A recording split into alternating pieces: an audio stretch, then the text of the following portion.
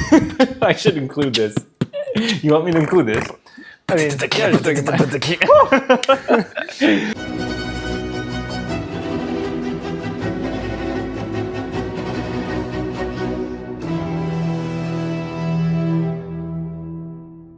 Hey everyone, welcome back to the Majesty of Reason. I'm Joe Schmid, and today I'm joined by famous Amos, who's got many Wollen-y words of wisdom to share with my wonderful audience.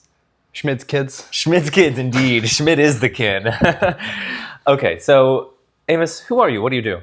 I'm currently a master's student in philosophical theology at Oxford.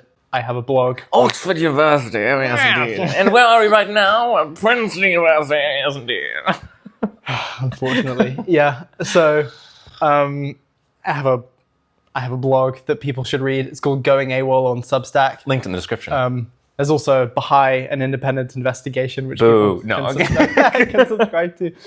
And then, other than that, you're here to talk about the problem of evil. So, yes. Amos, what is the problem of evil? So the problem of evil is the problem of if God, why bad stuff, like toe stubbings and animal suffering and earthquakes and holocausts. So prima facie, there's an evidential problem of squaring the existence of an omnipotent, all-knowing, perfectly good being with the kinds, distributions, quantities of suffering and other types of evil that aren't suffering in the world that we observe. So in this video, I think we're going to leave aside the claim that there's a logical contradiction between these evils and God's existence. We're just going to look at the claim that there's a lot of evidential tension between these two things and various solutions to the problem of like trying to make those fit a bit more closely together. Yeah, and so what we're doing is we're going to be doing a tier list, as all the kids love these days. We're going to be doing a tier list of theodicies, or I guess more generally responses to the problem of evil. So maybe we'll start very briefly. What is a theodicy? So a theodicy is a positive solution to the problem of evil. It can be contrasted with a defense, which is merely a response to the logical problem of evil. So just some crazy thing that you would never actually believe, but which is a logical possibility that diffuses the logical contradiction. A theodicy is a serious, big boy proposal for why God does allow evil.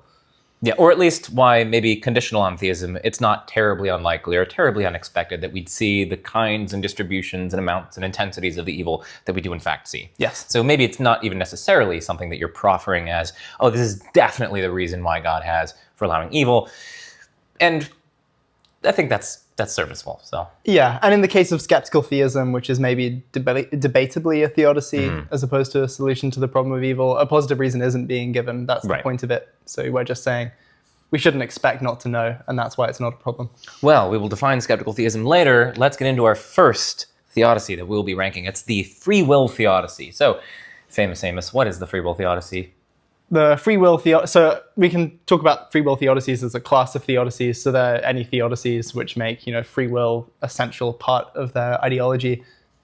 So a sort of cartoonishly simple free will theodicy is just going to be at least all of the moral evils that are permitted in the world are allowed just because it's intrinsically good for God to allow creatures with libertarian free will. So on some versions, it's just the bare goodness of free will that's the reason for God to allow it to be open for people to cause vast amounts of evil on their own. And some free will theodicies will expand that to encompass natural evils as well. So you could have a simulation theodicy, right, where natural evils are actually caused by the free will of our simulators, or maybe a demonic interference theodicy where natural evils are caused directly by demonic interference.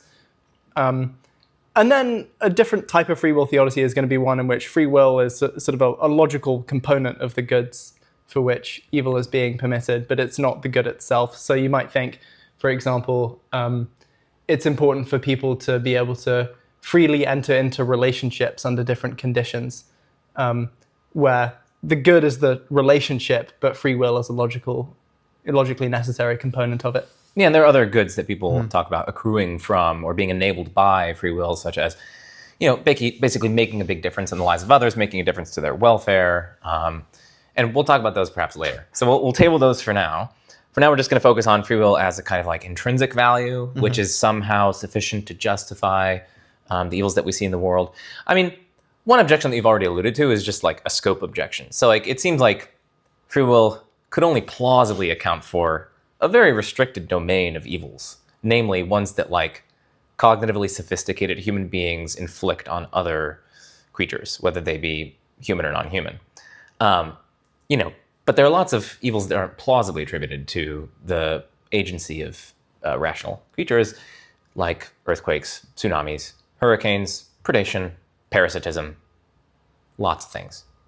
You mentioned some ways that people might go in responding to that. Like maybe you could posit that, there are non-human beings that are like somehow responsible for shifting the tectonic plates and like causing earthquakes or something, or maybe we're like in a simulation. But lots of those, to a lot of people, maybe seem far-fetched. Yeah. I don't know if you have anything to say about that. There are other objections in addition to the scope objection, but did you want to add anything to that? I mean, on those two, I guess there is a worry with the extraterrestrials or demons are actively shifting the tectonic plates explanation of why there are earthquakes, which is that these explanations compete with our best scientific explanations why earthquakes happen. So we have a scientific explanation, and then the theodicist wants to add an entirely profligate extra layer to the explanation, which is that demons are causing whatever the natural mechanism is that science already accepts.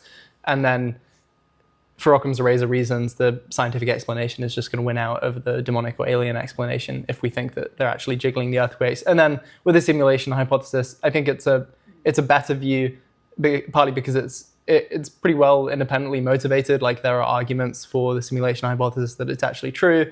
Some end up concluding that it's just overwhelmingly likely that we are in fact in a simulation. Now we might reject those arguments, but there are at least arguments that people need to consider when they're thinking about this view. One worry is just that it has untoward skeptical consequences. Right, like how do we know that the simulators didn't just start our simulation 100 years ago in the 1920s, say? Mm-hmm. Or like, why think that the universe is actually gigantic instead of like, no, they wanted to save space on their simulation and only simulate a localized bubble just around our solar system or just around Earth. Yeah. Or even just my brain. Yeah. Okay, so scope is a problem for free will theodicies in accounting for seemingly non-moral evil that's not attributable to the moral actions of rational creatures. There's another objection which a lot of philosophers find forceful, which is like, does free will as an intrinsic value actually seem worth it? Like, come on. We lock people up, right? We lock up the rapist. We lock up people who torture people and animals and whatnot. And it would be really odd for someone to be like, whoa, hold up. Let's not lock up these torturers. Like, listen, they've got free will. That's super duper valuable. So like, what are we doing locking these people up? Like, no, like you're thinking wrong. Like free will just doesn't seem to be worth it. It doesn't seem to be worth the cost of its bad misuse. Yeah. If we're dealing with free will theodicies where the good is supposed to be just the bare exercise of free will, it starts to look really implausible, where you just imagine a free action that was immoral. So somebody freely kills 100 people and then think, okay, is this state of affairs on balance good? Where the good is the exercise of free will and the bad is 100 people get killed. I think it's pretty clear that the state of affairs is not overall good, and so that's direct evidence that the bare exercise of free will isn't sufficiently valuable to outweigh the evils that we actually see other humans do to creatures. Okay, so that's maybe going to push us, theoretically, to accepting some of these other moves where like free will is part of the story, but it has to enable certain other goods that are plausibly, or at least more plausibly, worth it. But we're going to table those for later, go to one final objection to free will theodicies, which is just that like, maybe they require incompatibilism. So compatibilism is the view that it's possible for creatures to have free will and for them nevertheless to be determined by prior conditions over which they have no control. So like determinism more generally is the thesis that, well, physical determinism is the thesis that the past state of the universe, together with the laws of nature, strictly entail one unique future. They guarantee everything that's going to happen later on. So if you just gave a complete specification of the initial conditions of the universe, together with the laws of nature, you'd be able to predict everything down to every last detail that will happen in the future. So there really aren't, so we might think, like genuine alternative possibilities for how the future might go. Instead, everything is the inevitable outworking of prior causal conditions. Yeah. Now, there's lots of active debate among philosophers as to whether or not that thesis of determinism is compatible with our having free will. Basically, us having the kind of control over our actions needed to be morally responsible for them, needed to be blameworthy or praiseworthy, and to exercise that kind of control over actions, and for our actions to be up to us in some important sense. If incompatibilism is true, so if determinism is incompatible with the existence of free will, say because determinism removes our ability to do otherwise, then you might think that, okay, that sort of freedom is compatible with this free will theodicy, because like, God's taking a risk in creating us, and maybe we're going to badly misuse our freedom, and he can't sort of guarantee that we do the right thing, right? So he is actually kind of rolling the dice, as it were, in giving us this kind of freedom, and it's risking us misusing our freedom and going astray. But if you're a compatibilist, it seems like either God himself could determine us to do the good on all occasions, and we could still be free, so we could still have free will without the relevant evils, or God could set up the physical conditions of the universe in such a way that they just guarantee that on every occasion of acting, we just always do the right choice. And so it seems like if we're compatibilists, it doesn't seem like free will is an adequate explanation for why God allows the relevant evils, because he could secure the good of us having free will without those evils. Yeah. So this has always struck me as a good objection, both conditional and compatibilism, and also just given the fact that we should be uncertain about whether compatibilism is true, because it's famously one of the hardest debates in philosophy. I think that there are some theists who think that you can actually run a version of the free will theodicy given compatibilism, but there's only a small amount of literature advancing that view, and I think it just needs more work. I'm aware that Philip Swenson is working on something in this regard. Maybe I should interview him. Yes. That's interesting. Yeah, I haven't really thought too deeply about this objection, so I'm not going to pronounce on whether or not it succeeds. I mean, one thing that is open to the theists is just like build into their hypothesis that libertarian free will is true. And sure, they might then take a hit, and there are going to be various objections to it. But like they might say, well, listen, like theism is so independently motivated. This is a very theoretically useful posit for me. It significantly diminishes the force of the problem of evil. And like if I build it in, so long as it's not like hopelessly unlikely, then it's not going to be too much of a dent to my hypothesis, and then it's going to allow me to explain. Yeah, and I think this will be a recurring theme. Right. Well, okay, so we've explored this free will theodicy. Where are we going to rank it in our tier list? So we've mostly been thinking about it as a sort of global solution to the problem of evil. And we've been focusing on the version where it's like an intrinsic value. Yeah, so in terms of the version that we've been focusing on, I know maybe we intended to rank it higher, but given that we focused on the worst version of it, do you think maybe D, E? I think D is fair. Okay. I think D is fair. Yes.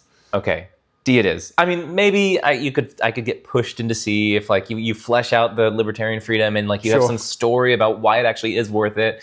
Maybe something to do with like being a divine image bearer or something. So maybe I could be convinced to push it up or something. There are versions that I would definitely rank much higher than D, but I guess of the version that we've been considering. Yeah, and we sort of have to average all the versions. It's very difficult to rank these things, but we're putting it in D, okay? Okay, next up. Soul building. No, next up is not soul building. Next up is, Amos, evil proves God's existence. Have you not listened to Frank Turek? Frank Turek has already settled this debate. Fair enough. Evil proves God's existence. Because of course, if God doesn't exist, then there's no objective standard for right and wrong. And in that case, or good or bad, and in that case, nothing is evil. So then you can't even run the problem of evil. So the mic has been dropped. You're an excellent philosopher, so if you think that Frank Turek has solved it, then I guess I believe you. It doesn't seem to me like this is a good objection at all. I mean, so first, it just doesn't address the problem of evil on the first order, right? So the atheist is saying, or even the theist who's just running the problem of evil, they're saying that suffering or other evils in addition to suffering or whatever is less expected on theism than on atheism. And you can run it just with a descriptive fact that there is suffering in the world. So you don't need to say, and also the suffering is evil. And then all you need to say is, conditional on theism, this suffering that we observe is really unlikely. So first of all, to run the problem, you don't even need to build normative premises into the observation, right? So you don't need to say that what we're observing is objectively bad. You just need to say that there's suffering. Second, you can run it as an internal critique. So even if you're cashing it out in terms of there's evil in the world and it's bad, you just have to say conditional on theism, there's evil in the world and it's bad. And then, conditional on theism, it's unlikely that there would be. And so you get evidence against theism. Right. It's like you theists are committed to it being bad. And you're also committed to this really good being who presumably doesn't like bad things. Mm-hmm. And so you guys kind of face this internal tension in your worldview. And again, like when we're running these arguments, at least in Bayesian form, like we need to ask like conditional on theism, how likely is the relevant data? And so then conditional on theism, yeah, that is bad. and God would be motivated to remove bad because he's good and he has power and knowledge and whatnot. Whereas conditional atheism, okay, maybe we don't want to describe it as bad according to proponents of this Turek line of thinking, but like we still have all this suffering and whatnot. And so the thought goes, according to the proponents of the problem of evil, it's not going to be as unlikely under atheism that we'd see the data. I think a lot of the people who push this line end up just pushing it for rhetorical purposes, in the sense that basically somebody presents an argument against theism, and so what you want to do is change the subject to an argument for theism. Right. So, you know, there's a connection between the problem of evil and the moral argument for the existence of God, and that both have to do with morality. And so it looks to me just like a change of topics. So, you know, over the course of a debate, I'm going to just change the subject from the problem of evil to the moral argument. And it might be that the moral argument, for all we've said so far, is a really powerful argument and that it outweighs the evidential force of the problem of evil. But it doesn't address the evidential force of the problem of evil. Right, and that does pinpoint maybe a third response to this, which is like proponents of this maneuver are going to have to deal with, at least, the various non-theistic accounts of objective morality that are extant in the literature. There are a number of those. I'm not saying that any of those are in fact true, but like proponents of this response are making the positive claim that you can't have objective morality without God. And so the burden of justification, the onus of proof is on them to systematically run through these and say that all of these are false. And that's going to be a big task, and I very rarely see proponents of this response undertake that task, or at least undertake it successfully. Yeah. Okay, where are we to rank this? F. Just straight, you're going for the jugular. Okay, we're putting it in F. Because it's just non-responsive. Yeah, no, and it's a terrible objection. And it doesn't... Two ships passing in the night. Yeah, right. No, I'm with you. It's pathetic. But I like how you just went like F. Like, okay, good. Going in F tier for Frank Turek. Yeah. F for Frank Turek. Okay, next up is soul building, or the soul-making theodicy. What is this theodicy? So it's basically... So we talked about the free will theodicy before. It was pinpointing a greater good, and it was saying... the permission of evils is necessary to produce this greater good or to facilitate it. So it's a theodicy of that structure. And the greater good it points to, which can have to do with free will depending on how you cash it out, is the good of basically like self-directed character development.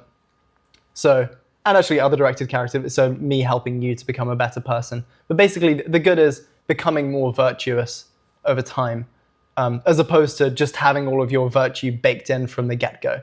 So the thought is something like, well, it seems, you know, just compare two worlds, one where somebody just got their virtue because it was programmed into their brain by a scientist, versus one world in which somebody starts out bad, but then over time they grow in virtue and become a better person. And you might think, okay, if we're doing an apples to apples comparison with respect to like the virtue in these two worlds, isn't the virtue in the second world more morally valuable or axiologically valuable? And if you think that's right, then it looks like that's a greater good, where you need the logical possibility of a vicious character in order to overcome viciousness and become better. So, for example, to be able to cultivate the virtue of courage, there needs to be at least a perception of genuine danger. I need to at least fear it, right? And fear is a type of suffering, and so it's bad, but you might think, oh, that's just necessary for this type of character development to be possible. Forgiveness, you need certain moral wrongdoings. Compassion, you need people to be suffering. Mercy, you know, like patience. Like just go through so many different virtues that seem really valuable, and they seem to require there to be evils around. Yep. Okay, so, and again, there is this distinction between like soul building as a kind of intrinsic value and soul building as like part of a broader story where Yes. maybe there are goods that are even better that are on the line and that are being enabled by the relevant soul building. So we should keep that distinction in mind. But maybe we'll focus on like the intrinsic value version where like soul building is just so valuable so as to outweigh the relevant evils. Maybe that's one pressure point, like the outweighing condition. Is soul building actually good enough to outweigh the relevant evils? You know, like someone gets tortured, killed, and then let's say the family of that person exemplifies profound forgiveness toward the torturer and killer. Do we think that that's good enough to outweigh the badness of what happened? That's a question that we should think about. I mean, do you have any thoughts on this outweighing objection? Yeah, I mean, so I think it's successful unless you modify the soul building theodicy. So in at least some cases, it does look like the value of soul building, at least by my lights, outweighs certain evils, right? So you might just imagine, like the kind of life that you would want your child to have. You might want your child to have the genuine possibility of facing courage or forgiving people, blah, blah, blah. But you might think that you wouldn't want them to have the ability to perpetrate a Holocaust, that the value of their own character development wasn't worth that. And so there are probably going to be some cases of observed evils where it looks like character development just isn't worth it, even in the moral case, if we're only considering this worldly soul building. Now, you can just shunt some of the soul building into the afterlife. And if you do that, then since the afterlife goes on forever, it can just keep going. And so, then of course you have a problem of, okay, like conditional on theism, is it likely that you would have an afterlife where these specific goods are being, multiplied out onto infinity? But that's at least one place to go. So you just sort of shunt it out and don't only consider the soul building that happens in this life. Yeah, I think an afterlife is, was it John Hick who said no theodicy without eschatology? Yes. I definitely think that the soul building theodicy is probably going to need to be combined with some posits about the afterlife in order to be plausible. Because it seems like some people in this life, the suffering is rather soul destroying, right? To the point that it just gradually degrades them, and then they die, for instance. There's animal suffering. It doesn't really seem like, the pig is like, oh yes, I just underwent this horrific procedure by which these meat producers tortured me, and that gave me an opportunity to forgive them. Yes. Definitely the pig is not doing that. And if the pig isn't doing that, then it seems like we have a scope problem here, where it seems like maybe there's a lot of suffering, in particular animal suffering of children, severely mentally handicapped individuals, and various other sorts of suffering that is not going to be able to be accounted for in these terms, unless there's an afterlife, where, for instance, perhaps even the animals, the lion will lay down with the lamb, right? And maybe their cognitive abilities will be given some sort of boost by which they can understand their role in God's plan, by which they can, in some sense, integrate the suffering that they underwent in this life into their kind of narrative story. They can sort of integrate it into the very fibers of their being in such a way that they come out as a whole living lives that were better. Yeah.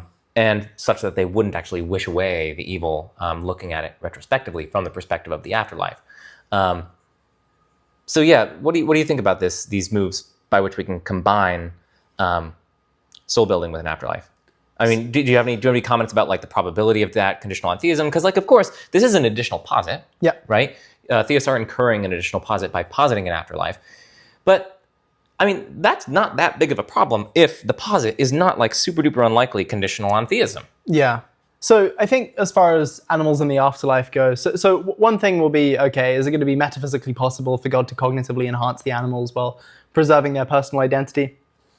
I guess if you think it's metaphysically possible that an animal can survive their death, then probably you'll have some theory of personal identity on which this kind of cognitive enhancement is possible. There's no strict entailment there, but I mean, so for example, if you think that they survive their death because they have a soul, then it looks like you could just put the soul in a different body with a bigger brain, and so you're able to cognitively enhance them that way. It's not clear why that would be impossible. But yeah, another question is just, okay, would you positively expect God to cognitively enhance the specific animals that suffered in this life? So one reason he might do that is because it's just good to make animals with even better minds. But then you might really wonder, okay, well, why didn't he give them the better minds earlier on? Because then they could just undergo the types of soul building that we undergo during this life. And so that becomes a little bit surprising. And then another worry is just, so if it's okay, you think God is just value maxing out in the afterlife, you might think that it would be equally good just for God to create, a second pig, a new pig in the afterlife, rather than taking one pig and making it twice as valuable by cognitively enhancing it. So it's not clear that you get a strong prediction from this specific pig suffers to this specific pig will get its cognition enhanced. Yeah, I mean, if you have certain sufferer-centered constraints where the goods that accrue as a result of certain suffering in individuals' lives have, in some sense, to connect back up with them in particular, in such a way that their evil is defeated in some way, such that their lives are good on the whole, and they wouldn't wish away the evil, and the evil plays a kind of integral role in their narrative development. I do think that's the way for these theodicists to go. So it can't just be that they're cognitively enhancing them, and God is cognitively enhancing them in the afterlife because it's valuable to do so. Rather, like God has some, deontic reason to cognitively enhance them in the afterlife because he allowed them to suffer earlier on, and so he needs to offset it somehow, make them better off for the bad that he caused. Then you'll have some worry about, okay, like, but why this specifically? So why wouldn't God just give them, a different kind of compensation in the afterlife? Like we're predicting like a particular kind of compensation, cognitive enhancement, when there are lots of others, right? So you have to worry about all of these options and how we're narrowing it down, conditional on theism, that this is the type of compensation he'd give. Well, can't they just say it's going to be some compensation or other? Sure, but only one type of compensation helps with the soul-building theodicy, cognitive enhancement, whereas other types of compensation don't. Yeah, I guess that depends on whether or not. Maybe it'll depend on the sufferer-centered constraints in question. Like if you really think that the sufferer-centered constraints are so strong such that the sufferers have to be able to like cognitively recognize the role of the suffering in their life and be able to like in somehow grasp, whether explicitly or implicitly, that they wouldn't wish it away, and they can kind of see the integral role that the evil played in bringing it about, that their lives are good on the whole, and bringing about like goods that otherwise would not have been achievable. In that case, then maybe this is the only way. But you might think that there are other sufferer-centered constraints that you could run, or maybe. You could, I don't know. This stuff is complicated. Well, there are two other objections maybe that we can get to the soul-building theodicy that we could discuss. I mean, one is, there's this question of like how valuable is built virtue as opposed to like ready-made virtue. So, if we think about God, according to the theist, God didn't have to undergo some kind of soul-building process by which he achieved his maximal virtue. No, instead he already kind of has like a ready-made maximal virtue. He already has his virtue kind of built into him. But in that case, like you might think, what's so good about like built virtue? Why couldn't God have just made us from the outset, from the get-go, extremely virtuous? What's so valuable at having to build it? Especially given that like God didn't have to do that. So what do you think about that objection? Yeah, so I think even if you don't believe that God exists, just reflecting on the God case shows that, if there were a being like this, it wouldn't be actively bad if they didn't get to develop their own virtue, right? So it's no terrible thing if you don't get to develop virtue. But so what the defender of this theodicy is going to want to say is that just all things considered, it's better. So like everything else equal, it's better to develop your virtue than have it ready-made. And so this is just going to be one of the great-making features that's traded off in the sort of maximally great compossible set of divine attributes. So you might think, all else equal, it's good to be able to be courageous, but at least arguably, God isn't going to be able to exercise this virtue because he's never going to be able to be scared of anything. And so you might just think, yeah, there are some things that all else equal, it's good to have, but they're going to have to be traded off when you're dealing with a maximally great being because there are some great-making properties that just exclude it.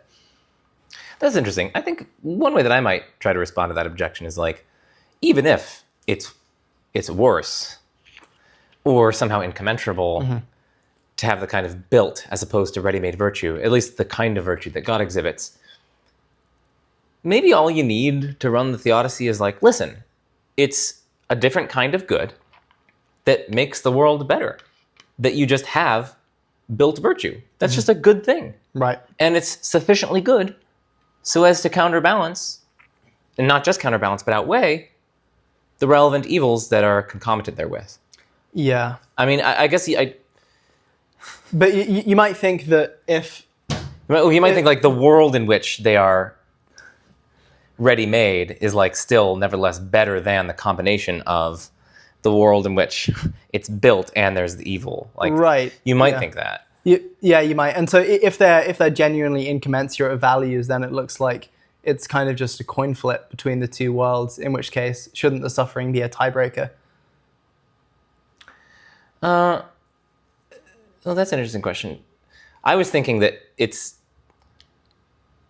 Well, I mean, introducing incommensurability makes it difficult, right? Because then... Yeah, but then, like, if we're not, then we might want to say, okay, like, they can be graded against one another. And at that point, I think the theodicy would do better if you can say that all else equal, it's better if you're able to develop virtue rather than have it ready-made. Yeah, that's interesting. I mean, this also has to do with, like, Because right now what we are comparing is like, well, why didn't God... So we're almost like granting that the relevant evil is worth the relevant good. Yeah. Like allowing, God permitting the relevant evil, like that's worth it to secure the relevant good.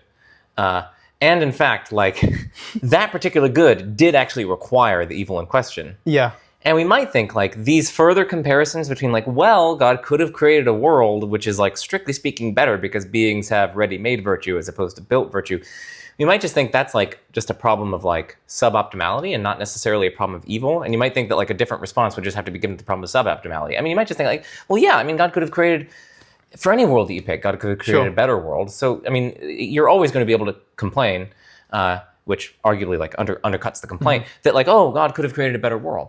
No, but like what really matters here is like the relevant evils are in fact justified. God has a God justifying reason in this case. And we can ask about, well, why didn't he create a better world? Like, why aren't there more happy people? That seems to be just like a separate argument. And maybe we're gonna have to say something different there. Like, well, God had to satisfy us given that there's just like an infinite, ever ascending better chain of like better worlds. So that's one thing that I'm thinking here. That's fair enough, but I guess that's a case where we're kind of combining multiple theodicies. So there's a no best world theodicy that's being kind of conjoined. But only because the atheist in this case is combining multiple different arguments. Sure. Yeah, fair enough. So maybe one other objection we want to get through is, some people worry that the soul-building theodicy undermines ordinary morality. So it's like we're walking around, I see a child drowning in the pond. Seems like I should help the child. Like I should wade in and help the child. I should save the child from drowning. But then the theodicist comes up and is like, whoa, hold up, Joe. This is necessary for him to develop some virtue, right? And in fact, if he goes through this, maybe he's going to be permanently debilitated, but that'll give him patience and it'll allow there to be like forgiveness between the party, which allowed him to fall in and his parents. And there are lots of different virtues that can come about as realization. So stop, don't go in and help the child. Just let the child drown. And in fact, if he dies, it's going to help other people build virtue. We might think that if we accept the soul-building theodicy, that should be our reaction. But that seems disastrous because that's just going to undermine all of our ordinary moral judgments. So what do you make of this response? Yeah, I mean, I think it's plausible given some ways of setting up the soul-building theodicy. I mean, to kind of motivate the initial premise, in some cases, it would be good to allow a bad thing in order to produce soul-building. Just imagine a case where, you see a child using a new set of monkey bars, or they're deciding whether to go on it or something, and they look really, really scared. So you might think in this case, if it's not actively dangerous, if they won't die, it would be worth it not to intervene because then they get to develop their courage. I think that's a feature of kind of ordinary common sense, practical reasoning. But then if it turns out that every instance of evil or every instance of moral evil is relevantly like that according to the theodicy, then according to the theodicy, it'll turn out that you probably don't have a reason to intervene in analogous circumstances like saving a drowning child. So I guess there are two things to do. So one thing you could do is just say, okay, soul building is a local theodicy, so it's just solving one part of the problem of evil, and we're going to have to just add it to a bunch of other solutions to the problem of evil, and then the overarching recipe is gonna solve the problem, just adding them all together. But then, of course, that's just a concession, so it concedes that there are vast amounts of evil that soul building doesn't handle. Another version is to say not that each instance of evil is logically attached to an instance of soul building, such that overall for each evil that happens, it's better that it happened, but rather you have some soul building theodicy where the conditions that you would need for the possibility of certain types of soul building, so not soul milking, also make it open that there will be evils, where the evils that happen are genuinely bad and gratuitous and shouldn't have happened, but the preconditions that you needed for soul building needed to be there, and they ended up just making it open that genuinely gratuitously bad things could happen, such that when you see bad things happen, you should intervene because they're genuinely bad and they're genuinely gratuitous. Yeah, that seems reasonable. I'm also just trying to think there is some weird kind of asymmetry here between God and us, maybe. Maybe God has different sorts of reasons than we do in these sorts of cases. Because it's God is the one who's sort of setting up the arena in the first place. Yeah. And he's going to have different rights and prerogatives over what sorts of conditions he creates. And given the fact that he stands on a creature-creator relationship, given the fact that he's like a significant benefactor to all the people in question. And moreover, he's sort of placing us, according to the theist, he's placing us in these conditions so that, we cultivate relevant virtues and whatnot.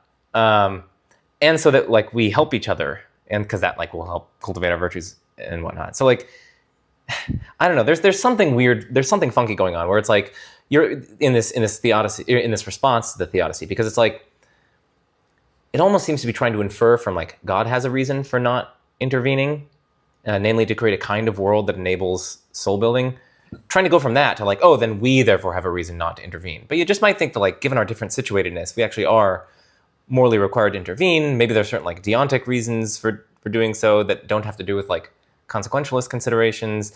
You might think that, like part of God's very plan in putting us in this condition was so that like we can cultivate our character as well, like to actually help the person and like, to exhibit your bravery in helping the person. And you're almost just like neglecting that for the sake of like goods later on down the line for like the family and whatnot. I don't know. I'm just sort of spitballing here, but those are some just like confused thoughts that maybe you can help clean up. It's good. I mean, I guess I think it's true that it won't follow from the fact that we're obligated to intervene in a certain type of situation, that God is obligated to intervene in that situation. It won't follow, for the same reason that like, if I have a moral theory which says that I'm obligated to intervene in a certain situation, it won't follow from that you're obligated to, because I could just add a condition to the theory which says all agents in X situations are obligated to do phi apart from Joe, right? And so that's always an open move. But the question is about how plausible it is to exempt certain types of moral agents from a general moral theory that we include all human beings in. So, we might aspire to generality in our moral theorizing. We want our moral theory to kind of capture everyone. And so like all moral agents, including God. And so we're going to want to motivate a reason for exempting God in a way that helps in this case. And so, you gestured at some Richard Swinburne's idea that God is our greatest benefactor, and so we incur obligations of gratitude, and this gives him permission to cause us to suffer and allow us to suffer for the sake of greater goods. I'm not sure that that's right. I'm not sure that we would allow that kind of reasoning in analogous circumstances, but I guess you do need to say some further story in order to motivate the claim that God is exceptional. Mm-hmm. Right, and then I'm aware that there's like some work on that sort of thing. I mean, we mentioned Swinburne, but I mean, and people can check out Justin Mooney's bibliography for The Problem of Evil, just like this comprehensive bibliography that I will link in the description. So check that out if you are interested. Well, we've got to rank the soul-building theodicy. There are a number of different versions here, and there's like a question of whether or not we include the afterlife or without the afterlife. Mm-hmm. So maybe we can sort of just, I don't know. What are you thinking? With afterlife? With afterlife, it's not that bad. Yeah. In fact, it's kind of, well, I don't know. I think as a partial theodicy, it's really not that bad. But because so far we're just saying it's not so bad as a partial theodicy, maybe it's a B. It can't be an A because it doesn't answer the whole thing. That's fair. Yeah, we'll put it in B. Okay. I mean, I think there may be fleshings out, which like, yes. Especially if you're worried about these suffering-centered constraints and you bring it in afterlife, and it really can apply to animals and humans and whatnot. Like, it really arguably can be fleshed out to be like a more comprehensive sort of thing. But I'm fine with putting it in B, at least for present purposes. Okay, next up is limited God approach to the problem of evil. So what is this approach, Amos? So people always say you have to decide Richard Dawkins or the Pope. And I say you don't have to decide. So I'm quoting Philip Goff here. So the limited God hypothesis basically said, okay, the original problem of evil arose because we assumed by hypothesis that God is omnipotent, perfectly good, and omniscient. And so different versions of the limited God hypothesis are just going to weaken some of those attributes, maybe one, maybe more. Preferably one for simplicity reasons, and typically people who defend the limited God thesis want to limit either power or knowledge. So they'll say either, God doesn't have infallible foreknowledge, like that's kind of a version of the limited God hypothesis, or it's at least in the spirit. It's a more limited God hypothesis than some people's God hypothesis. I think that's fair to say.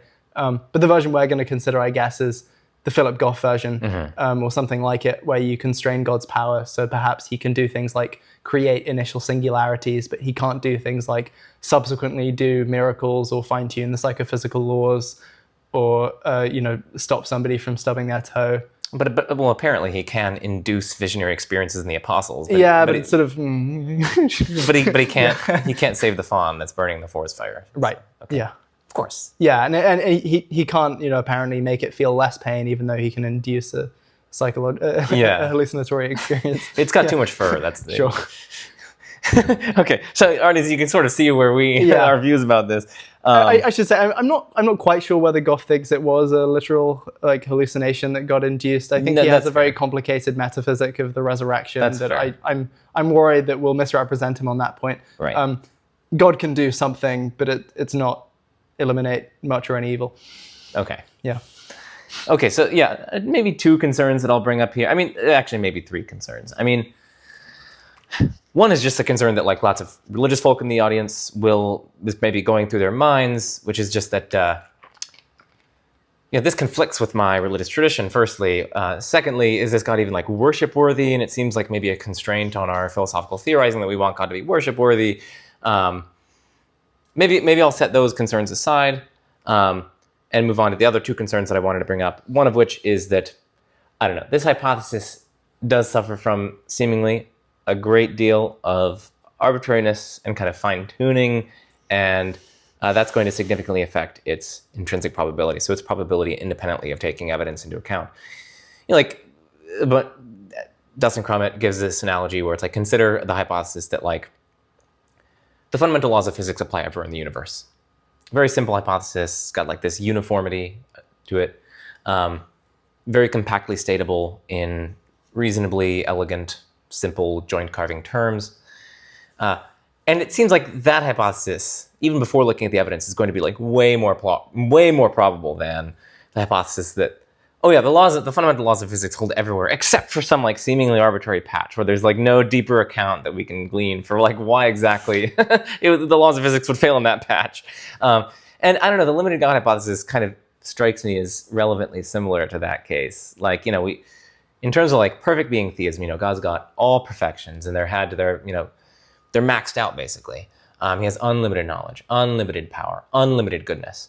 It's a very, simply, compactly, elegantly statable in relatively fundamental joint carving terms. You're not carving out any arbitrary exceptions or making any arbitrary limitations, whatnot on the hypothesis. But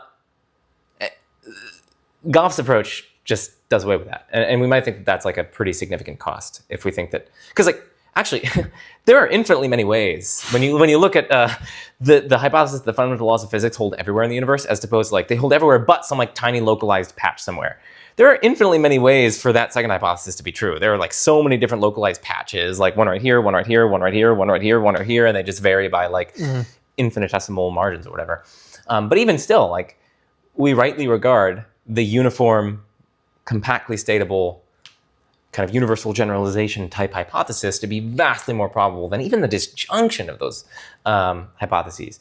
And so I think even though there are so many more ways for God to be limited than for him to be unlimited, because there's only one way for God to be unlimited in all the relevant valuable respects, I just think there should be a very significant bias in the priors in favor of the unlimited God hypothesis. So that's one objection. Yeah, I agree with that objection. I mean, I think basically what Goff wants to say about explaining the particular limits that God has is that they have to do with some feature of God's essence that we don't know. So God's essence is in some sense unknowable, and so we just don't know exactly what it entails.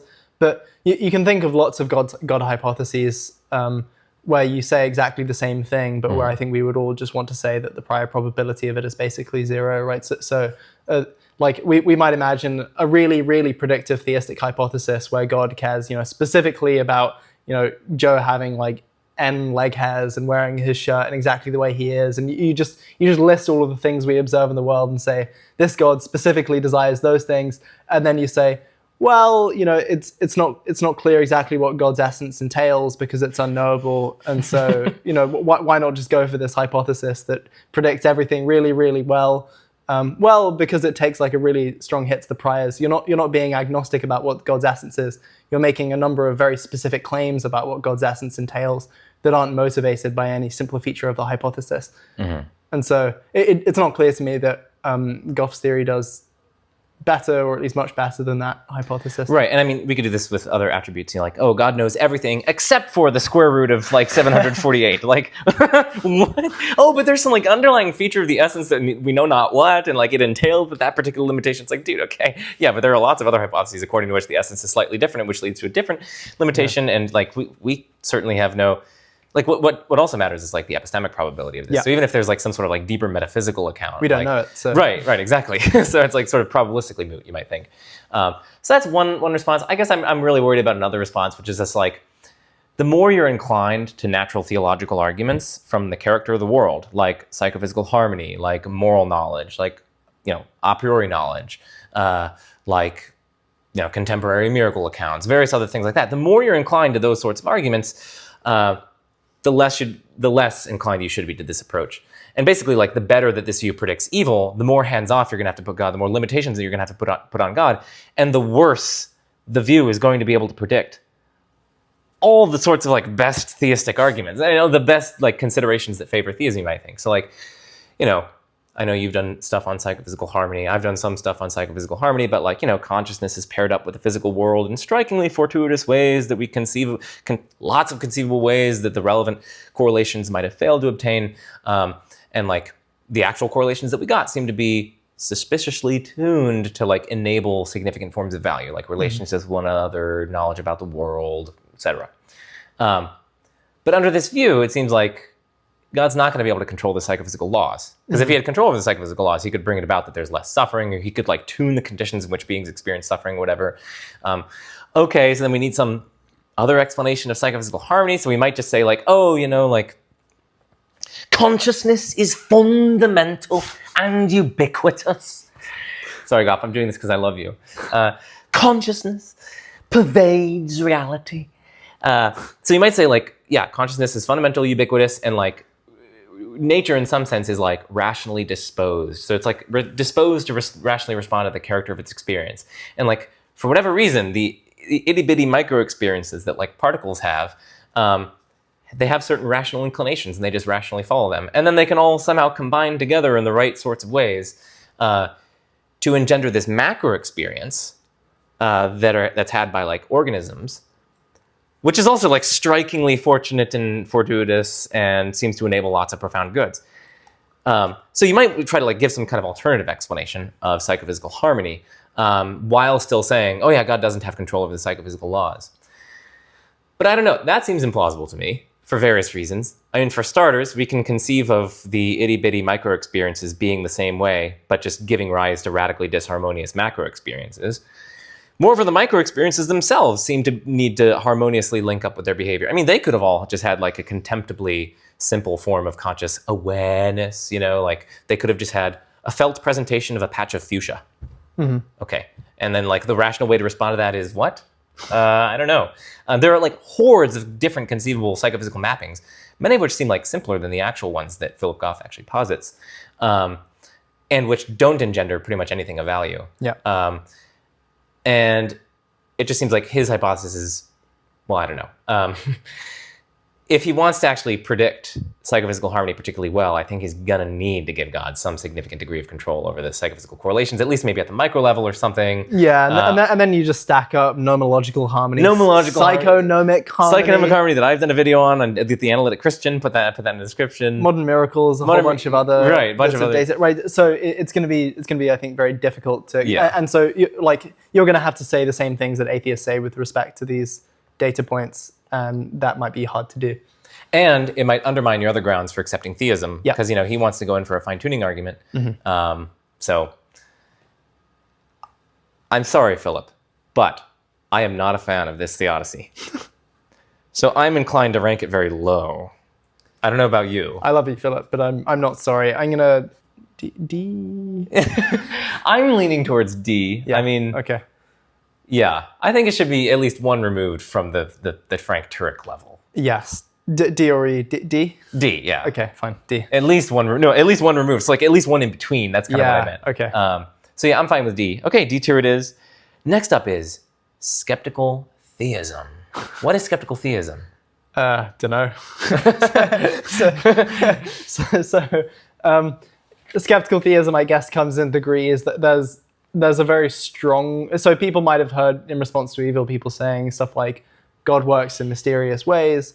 And so you can ratchet that up to different levels. On one version, for example, theism effectively makes no predictions about what kind of world we will observe in terms, like both with respect to how much evil we would observe, but also with respect to how much good we would observe or anything else. So divine psychology on this view is just so inscrutable that we have no idea, no gauge what the balance of God's reasons is with respect to any of his actions. And so on observing anything, we should just be utterly unmoved in our theism to the extent that we were theists already. And so a skeptical theist, I've heard it said, could be both an atheist or a theist. So it's a position about conditional on theism.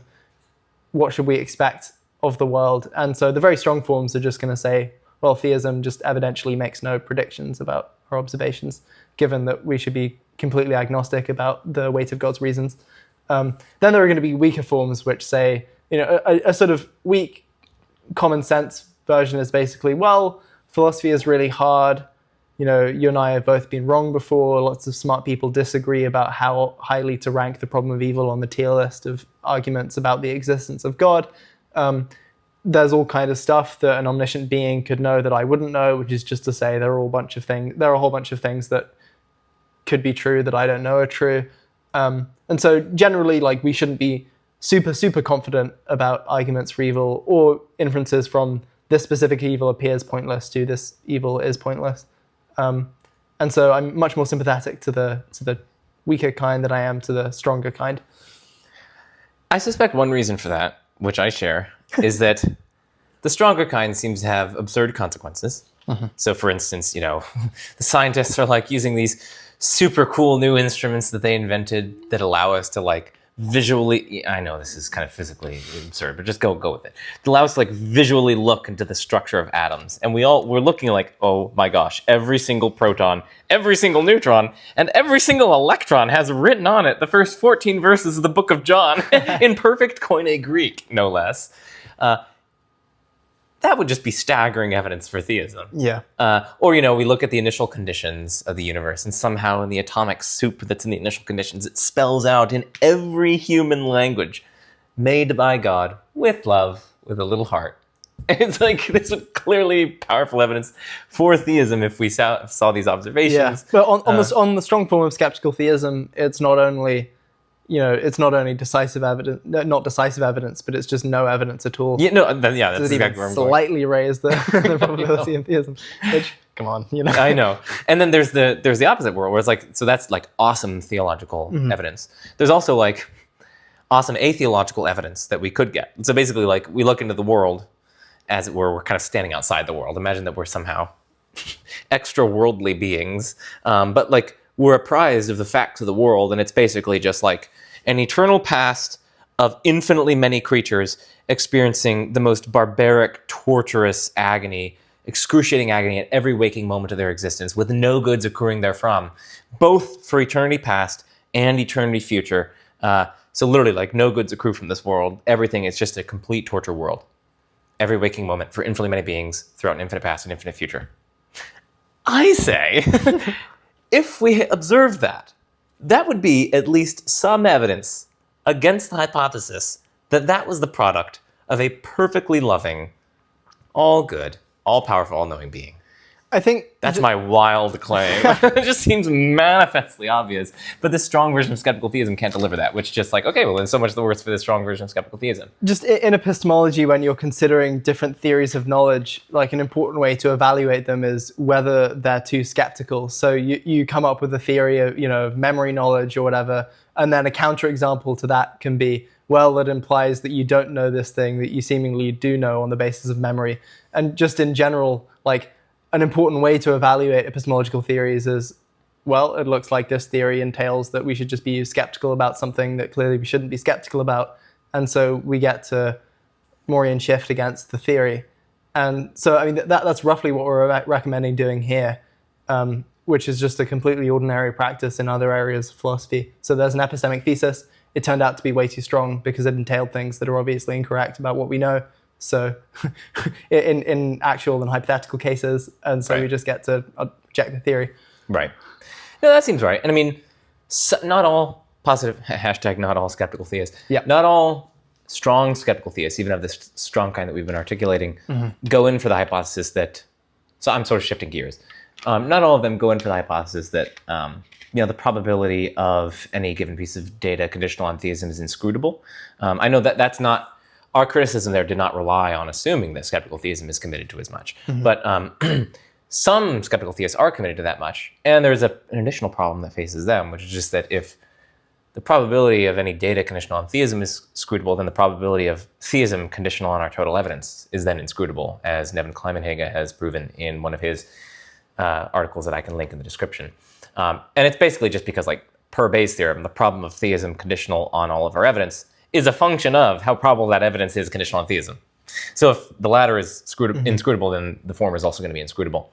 But that seems, I mean, firstly, it seems implausible. It seems like there should be a fact of the matter about like how unlikely it is that God exists conditional on our evidence. But secondly, also, it's going to like commit proponents of skeptical theism, who are at least oftentimes typically theists. It's going to commit them to thinking that like the probability of God's existence is inscrutable. Okay, but then like it's not high then. So why do you believe it again? Shouldn't you kind of just be like agnostic on it? Shouldn't you then give up your theism? So that's a potential worry. Yeah, I think some skeptical theists want to say they know God exists by non-inferential means. So they just, they're like warranted in virtue of the way that God set up their brains in maintaining their theistic belief. Maybe it just like non-inferentially seems to them like God exists, and they can justify theism on those grounds. Maybe, but doesn't it seem like a potential defeater for your view if like you can see that, oh, that basis, that seeming upon which I relied, when I actually conditionalize, I recognize that it's actually not even evidence for theism. Like you can even recognize on reflective grounds that the seeming couldn't possibly raise the probability that God exists, in which case it's unclear how it could do its justificatory work if you find out that it's evidentially irrelevant to whether God exists.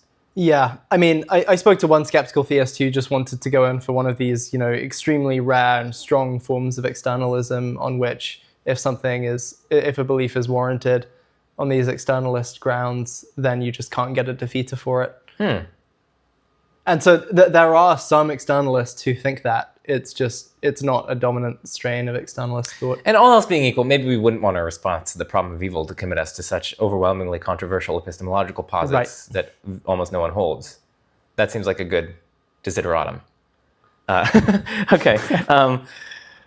Well, I'm trying to think if there are any other sorts of response. I mean, listen, the weak form of skeptical theism strikes me as actually very, very plausible. Yeah. Because all you're saying is just that, listen, conditional on theism, I shouldn't be like overwhelmingly confident that there's no God justifying reason for what we see. Like there just is a cognitive chasm between God and us. And I don't know, for some evils, I can see a reason why God might have for permitting them. And so I just feel like I shouldn't be like extremely confident that there couldn't possibly be a God justifying reason for allowing the sorts of evils that we see. And as you said, like I've been wrong in the past about these sorts of philosophical arguments, and all these high order considerations come in. You certainly have, Joe. Right, indeed. So it seems like the probability conditional on theism, I mean, it sort of gives us like a lower bound for the probability of the sort of world that we see conditional on theism, which is at least not like hopelessly, pathetically unlikely. And that's going to be at least enough to significantly dent the evidential force of the problem of evil. Yeah. It may not, this response alone may not remove the force altogether. But it basically makes it such that like you can't treat this as a silver bullet. Yeah, so it just puts a cap on how forceful the problem of evil can be. It probably won't get you to the point where you can be just like 100% sure that there is no God on the basis of evil. That seems definitely right. And so, I mean, the only context where that kind of certainty in atheism would matter in kind of Pascal's wager cases, where you think like the only ways to get out of Pascal's wager is just to like maintain, near perfect certainty in the non-existence of God. And if that was your way of getting out of Pascal's wager, you shouldn't do that. That's a bad idea. But yeah, I agree, right? So these things are just uncertain. You shouldn't be overwhelmingly confident that there is no God. And the best way to become convinced of that is probably not to listen to this. It's just to, interact with theist philosophers, read what they have to say. do more philosophy, find out that it's very easy for you to be wrong because your reasoning is very bad, and then just keep doing that, like ramming your head against the wall until you realize like you're not as good at thinking as you thought you were. And then, in general, that will just make you a little bit less confident in the things that you think are really obvious. Yeah, and I do just think it's important to recognize that, like, again, this view doesn't even claim that it's like particularly likely, conditional on theism. It could be really, really strong evidence that there is no God. It's just not overwhelming. Yeah, according to this hypothesis. So, like, I think that minimal version of skeptical theism, I'd probably put that A tier or something like that. And I actually do think it dents the force of the problem of evil from what people otherwise might think. I agree. I mean, the particularly strong version of skeptical theism, I think, is just clearly false to the point that, like, F tier. It would be close to F tier. I feel like that should be reserved for our friend Frank. Yeah, we don't want to, steal valor from him. So I think maybe E tier. E tier it is. Okay, so next up is the Omission theodicy. So, Amos, what is the Omission theodicy? So the Omission theodicy was invented by our friends Brian Cutter and Philip Swenson in their paper. I think it's just called the Omission theodicy. Link in the description. And so it's good to introduce it with just pointing to a real practice, something that's ongoing in the world. So there are these effective altruists who want to, maximize the good that they're doing with sort of evidence-based research about which charities to intervene in and so forth. Some of them want to intervene in wild animal suffering, or at least they want to research how to intervene. So they think, okay, if we do a lot of research to find out how we can intervene in the suffering of wild animals in ways that won't predictably screw up the ecosystem, then that's something we have strong moral reason to do. Okay, so the Omission theodicy basically posits that there was a class of beings, maybe they were, angels or demons or aliens, who at some point in the past history of the universe had the opportunity to intervene in the beginning of evolution of life on our planet, or of its evolution in general at some point. And so what they had the opportunity to do was analogous to what we have the opportunity to do now with respect to wild animals, namely intervene to make things go better than they otherwise would have gone. And we might think that if they had intervened, then if we're also positing an afterlife, a bunch of intrinsic values would have been created that otherwise wouldn't have existed. So we might think that there are intrinsic values related to relationships, and in particular that the value of a relationship can be improved by stuff that happened in the past of the relationship, so like the basis of which it was formed, blah, blah, blah. And so basically, you might think if these beings intervened to help us, then, in the afterlife, our relationship with them would be improved over the course of eternity because of this fact about our past histories as different people groups. So then the thought is, but they didn't. So like just as we're doing now, where we're not intervening with wild animal suffering, they just sinfully neglected to intervene. And that allowed things to go very badly. So life evolved as it would if nobody intervened to make it go better. Then obviously there's just like millions of years of evolutionary evil, and then there's us, and then things go very, very badly when they wouldn't have gone badly had they intervened. And so that's the idea of the theodicy. And you might think, oh, this is nuts. But one way to motivate it is just to think, well, it has the advantage of being global, so it accounts for just like every type of evil that we observe. So evolutionary evil, natural evil, moral evil, social evil. Yeah, right. Just every type of evil that's listed in the problem of evil debate. This theodicy is able to, with a small number of posits, it's able to just capture everything. Another advantage is that it doesn't suffer from the defects that apply to other types of free will theodicies. So we mentioned the hypothesis that maybe like aliens or demons are like rattling the tectonic plates under the earth. And the problem there is that it competes with our best scientific explanations because it like adds an extra causal step to why this happened. But the Omission theodicy doesn't add any causal steps, right? So like our best scientific explanations of why life evolved the way it did don't appeal to any actions on behalf of this extra class of creatures, be they demons or aliens or whoever. And so you don't face that problem. You don't face any skeptical worries analogous to the skeptical worries that might apply to the simulation theory. You might avoid problems, additional problems of complexity and justice that are, maybe come from full theodicies in some some versions of the full theodicy in Christian theology, although you might actually cash this out as a version of the full theodicy. So you might just characterize the primordial fall event as this primordial choice to not intervene with the development of life on Earth. So that's kind of what speaks in favor of the theodicy. And it's obviously costly because it posits a bunch of things. But you might just think, well, the theist is going to have a costly posit to solve the problem of evil. It's better one that solves everything than one that solves some things. It's better one that has fewer problems than more problems. So we might as well just pay the price for this and then win the day by positing a bunch of arguments for theism and saying that they outweigh the one argument against the problem of evil. Well, yeah, and I mean, this is really important. Again, when you're examining theodicies, I think it's important to see them as typically introducing auxiliary hypotheses to the core hypothesis of theism. And when someone introduces an auxiliary hypothesis to a core hypothesis, you need to ask a few questions. First, you need to ask, how probable is that auxiliary hypothesis conditional on my core hypothesis? The more improbable the auxiliary hypothesis is conditional on your core hypothesis, the worse the theodicy will be, basically, because you're just introducing very costly posits. You're just decreasing the overall probability of your package if you're just adding all these conjuncts to your hypothesis, which conditional on the core hypothesis are super duper unlikely. So it's going to be compounding costs. So that's one thing you need to consider. How probable are the auxiliary hypotheses conditional on the core hypothesis? Secondly, you need to consider how probable is the evidence conditional on your core hypothesis of theism together with the auxiliary hypothesis. And if, to the extent that that's lower, to the same extent, you're going to do worse with respect to the problem of evil. You're going to be more disconfirmed by the existence of evil. Okay, so then we sort of have to examine those two questions at least in examining this theodicy. Now, I think per the theodicy's own lights and given its own value judgments and whatever, it renders the relevant evils that we see around us relatively unsurprising, conditional on the whole package. So then the question is, how costly are these conditional on core theism?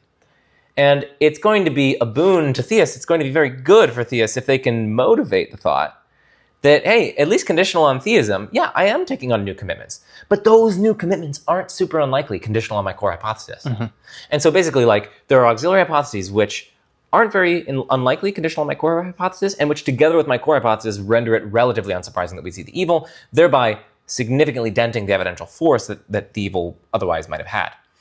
So then I turn it over to you, Amos. What do you think about various theistic strategies for rendering the additional posits, the auxiliary hypotheses, less unlikely conditional on core theism, and perhaps together with other things that we know? Yeah, I mean, I'm curious to hear what you have to say about this as well. But so the first posit that it has is positing a class of moral agents in addition to human beings. Okay. Now, I actually think that posit is not very costly given theism, because I think theism just predicts that there would be moral agents, and in fact, I think it probably predicts that there would be all, or at least unsurpassably many moral agents. And you don't even need to go that far. You don't need to go that far, as right? I don't. But you might think, conscious moral agents are a good thing, and so it's just not so terribly unlikely on theism that you would get lots of them. Why would God stop just with us?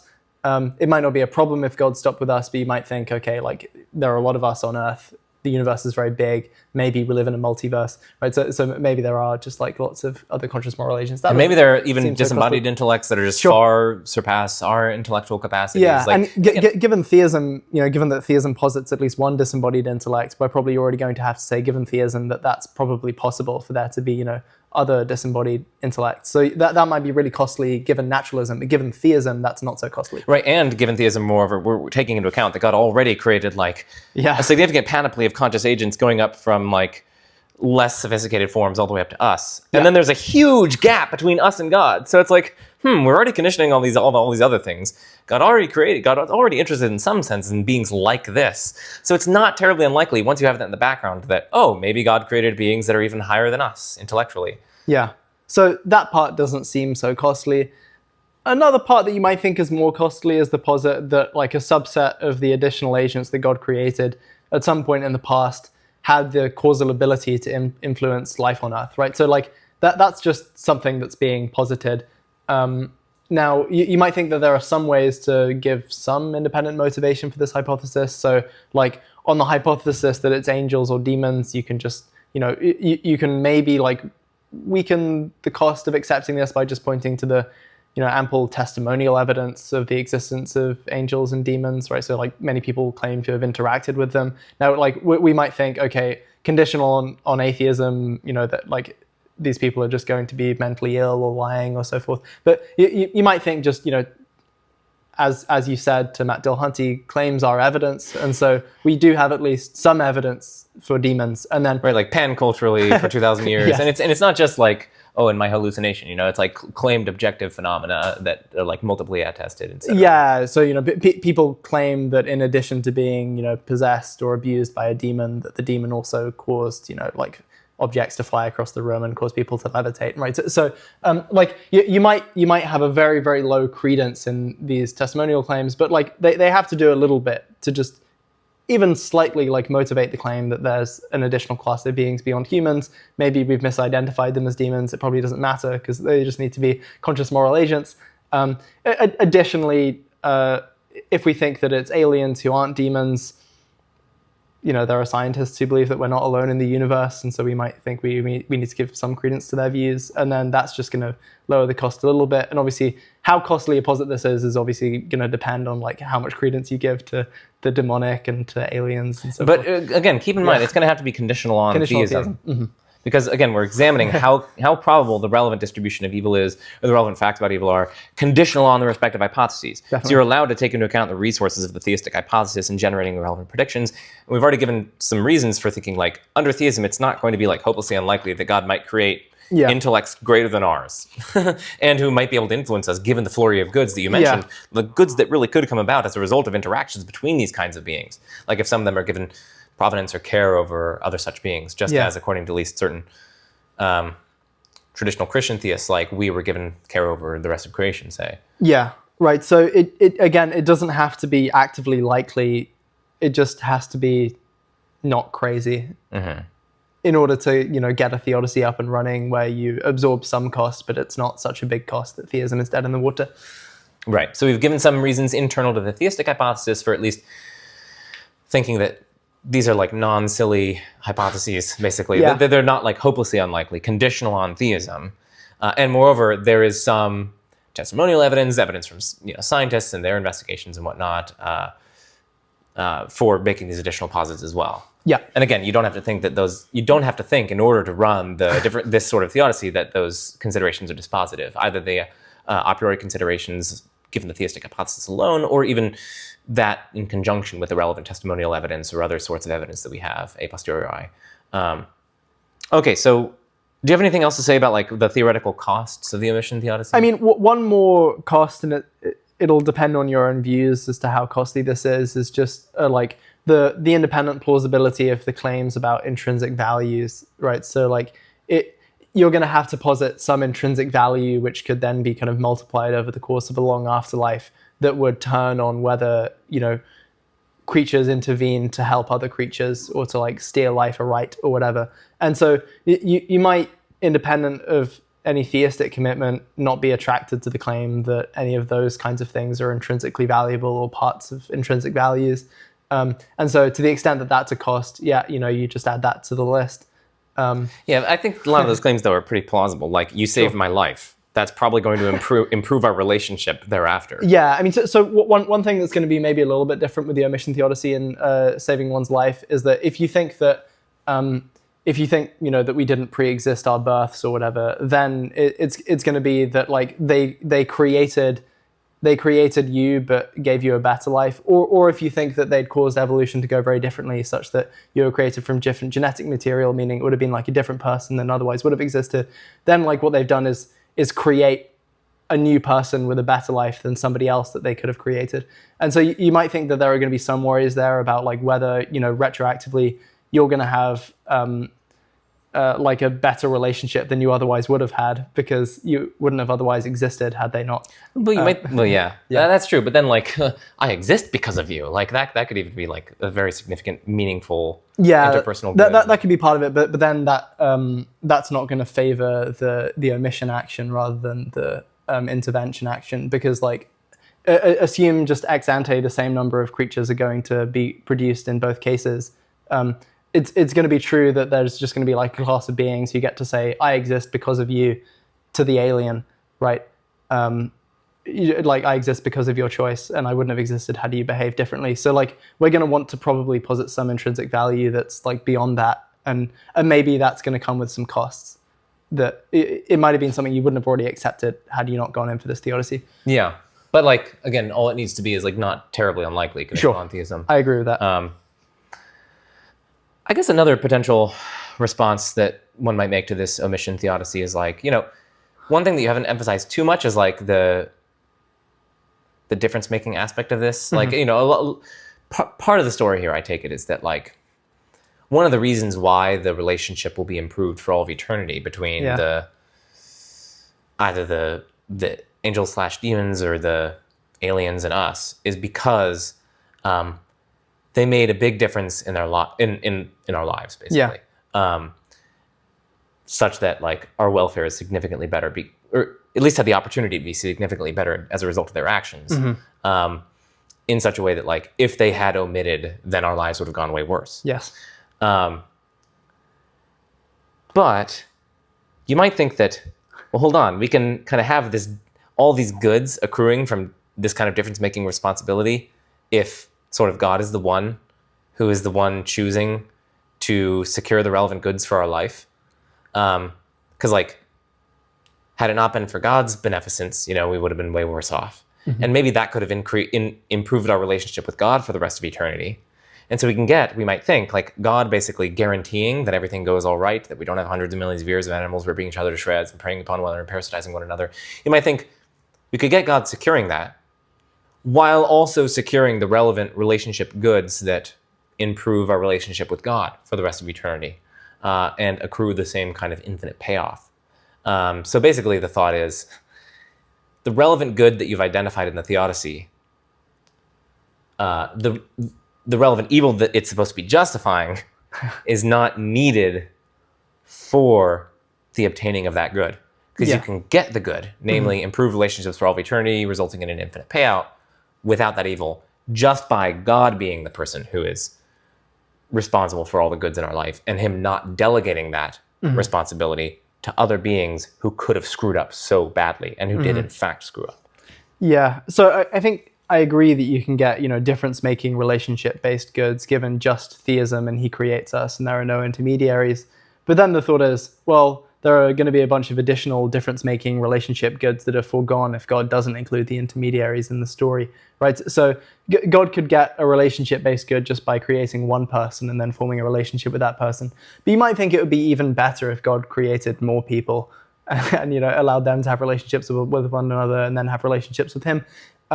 Second, you might think, given that there are different kinds of creatures at play, then there are different kinds of relationship goods involved. And then a further thing is that presumably God can't do any evil, or at least it's not his style to do evil or whatever. So you might think if God can't do any evil, then there can't be a difference-making relationship-based good that has to do with they could have done an evil thing to me, but instead they did a good thing.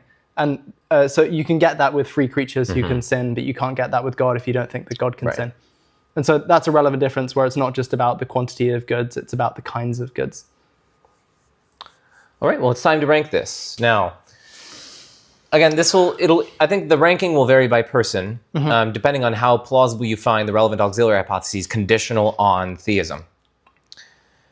I mean, speaking personally, I think it is good to create good beings. Yeah. And like conditional on theism, it wouldn't be terribly surprising that like this is where the intelligence cuts out. Like this is pretty pathetic. Like this is where the intelligence of the creatures cuts off. I don't know, Joe. I think be quiet. This is where the intelligence cuts out. Like come on, it wouldn't be too surprising. Yeah. I wouldn't be too surprised to find out conditional on theism antecedently, before looking at any evidence, that God created lots of beings in addition to us who are higher than us and who were given certain tasks of responsibility over us, given the sorts of goods that we have identified.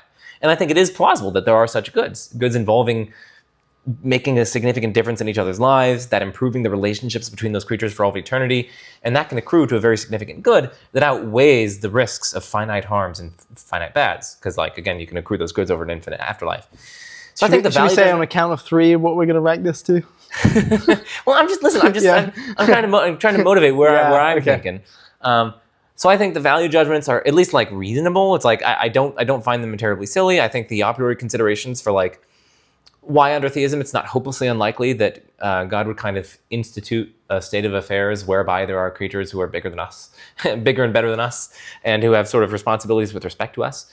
Especially once we take into account that very plausibly under theism, God has done that with us already, because again, we're taking into account that we've already conditioned on the fact that there's evil, that we're here. And that we have the ability and that we have the sort of ability. Omit and act with respect to non-human animals who are less than us. Yeah. Right, exactly. So God has already given this kind of like difference-making responsibility to us and other sorts of creatures. Yeah. So when you take the a posteriori considerations into account, and then you bring in like considerations about like, again, like scientists, a lot of them think that we aren't alone in the universe.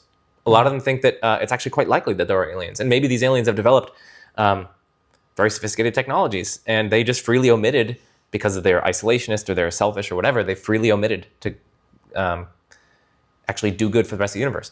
Or, there's all these testimonies, pan-cultural, throughout 2,000 years of like preternatural phenomena. So like, and again, you don't even need to think those are dispositive. All we're trying to get is like, this is not terribly unlikely conditional on theism. Yeah. And I think that's met.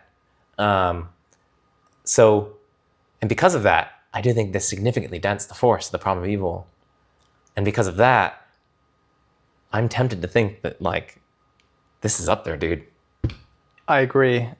I think even an S tier, where I think, if you put it in S, I'll put it in S. Yeah, I think maybe this is kind of something like the best we're going to get. Well, I don't know about that, dude. Philosophical theorizing could potentially go on for thousands of more years. Maybe, but it's hard to imagine a solution to the problem of evil where the theist isn't incurring some serious cost. You're probably going to have to posit some stuff.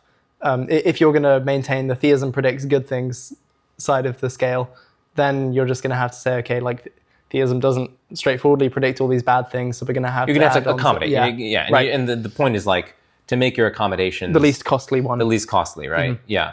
And then of course I think maybe, I don't know if I'd say that this is the best we're going to get, because like there's also this disjunctive approach where it's like we've identified so many goods that can accrue as a result of evils and whatnot. Yeah. And if you just take the huge disjunction of that, then at least conditional on theism, the huge disjunction doesn't seem terribly unlikely. And then conditional on the disjunction, you might think that like it'll do a lot of good with respect to, pardon the pun, it'll do a lot of epistemic good with respect to predicting the relevant evils and whatnot, so that you could significantly dent the force of the problem of evil. Yeah. Like quite significantly.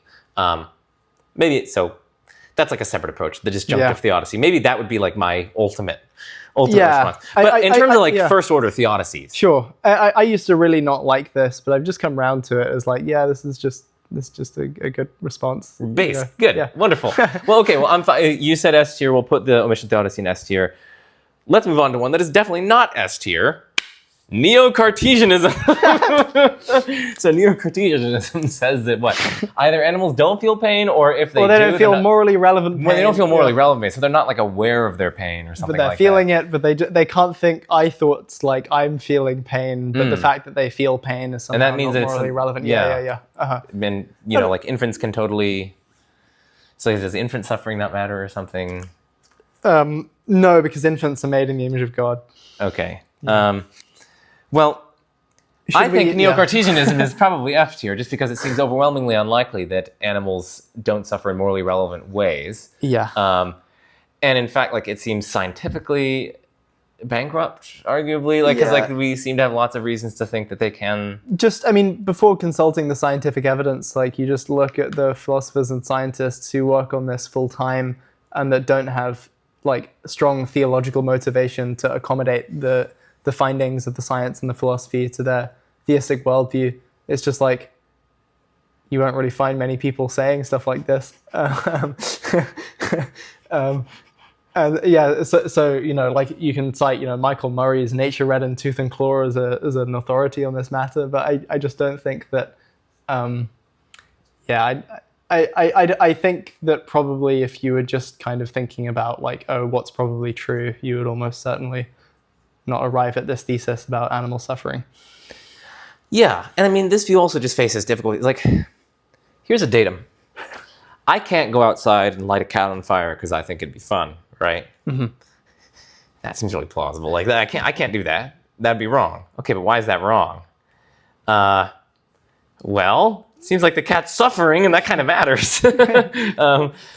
Okay. But it seems like these guys can't say that. So then maybe what they'll say is like, oh, it has some kind of brutalizing effect on your me. character. Yeah, it has some kind of brutalizing effect, but like I just took an anti-brutalizing pill. Right. So. Yeah, and just like in real life, some humans are tougher than other humans, Yeah. right? And so we think that like, if you believe that the death penalty is permissible, maybe some people shouldn't be executioners because it will brutalize them. But some people, it's okay for them to be executioners because they're able to withstand the psychological pressure of doing that job. And so surely it's going to be possible for there to be a human being who isn't brutalized by lighting a cat on fire. And then you've got to wonder, okay, like what does this Theodicy say about the wrongness of lighting a cat on fire? Looks like they're going to have to say it's not wrong. Or at least you can come up with some reason about why it might be wrong that obviously has no connection to why we take it to be wrong. I mean, you're like, well, yeah, but this performs some expressive function, and it's like, So Neo-Cartesianism, it just seems clearly mistaken, scientifically, philosophically, it completely does a complete mess to our moral intuitions, I think.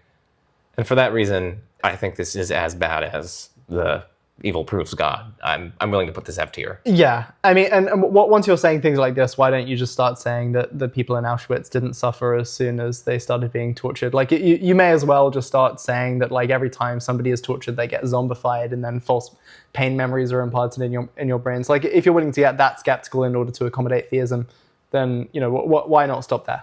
Right. Because, I mean, and come on, like, dude, I've stepped on my dog's tail. Like, I know that she's in pain, and I go and comfort her. And not just in pain, but in morally relevant pain, and that's why I feel bad about it. Yeah.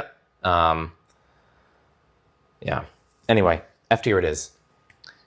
Next up is karma theodicies. Okay. So, what are these theodicies? Yeah, I mean, so I guess we should consider, karmic theodicies as well as retribution theodicies. But basically, okay, so people might have some idea about, what kind of like the doctrine of karma is. So the idea is something like, okay, reincarnation occurs and your station in life in subsequent lives, or the things that happen to you in subsequent lives, are like partly or wholly determined by your actions and omissions in previous lives. It doesn't have to be the life immediately prior, but in some previous life you did something, or you cultivated some character trait that has an effect on how you'll be in a future state. And so a sort of broad brush karmic theodicy might be something like every instance of observed suffering that we see is punishment for past sins, right? So you look at a factory farm and you look at all the suffering chickens and you think, okay, well, they're getting it really bad. So it must be that in a past life, they were basically Hitler. Like each one is a mini dictator, but has been put in a chicken's body.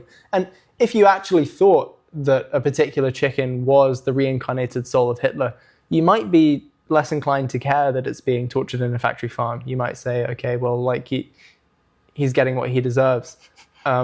But so one very strong version of the karmic theodicy is just going to generalize this and say just like every instance of observed suffering is the product of karmic punishment.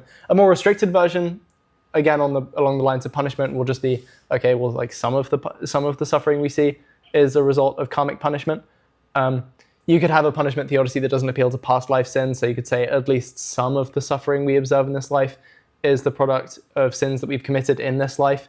Now, it's going to be difficult to say every evil that we see in this world is the result of this worldly suffering that you did, because then it's very hard to explain the suffering of babies. Yeah, toddlers, animals. Yeah, who seemingly just didn't do anything before they suffered. Okay, so that's one type of karmic theodicy. Another type of karmic theodicy appeals to something closer to soul building. So it basically says that over the course of different lifetimes, we get the opportunity to cultivate various virtues. And so basically, like, we're being put in testing situations in order to develop virtue, but what we're adding to this is just that, like, this continues over a long period of time, over the course of many lifetimes. Where you might think that helps slightly with the like some evils a soul destroying objection, because there's going to be a future life where they get a soul building evil where it actually works and successfully builds their soul. Interesting. Okay, yeah, lots to say here. So it is going to be theoretically costly, and then again, because you're adding auxiliary hypotheses, and it's just going to depend on how probable those auxiliary hypotheses are, conditional on core theism. Some such auxiliary hypotheses are arguably going to have to do with nature of personal identity. So maybe you're going to need some kind of soul theory in order to make this work.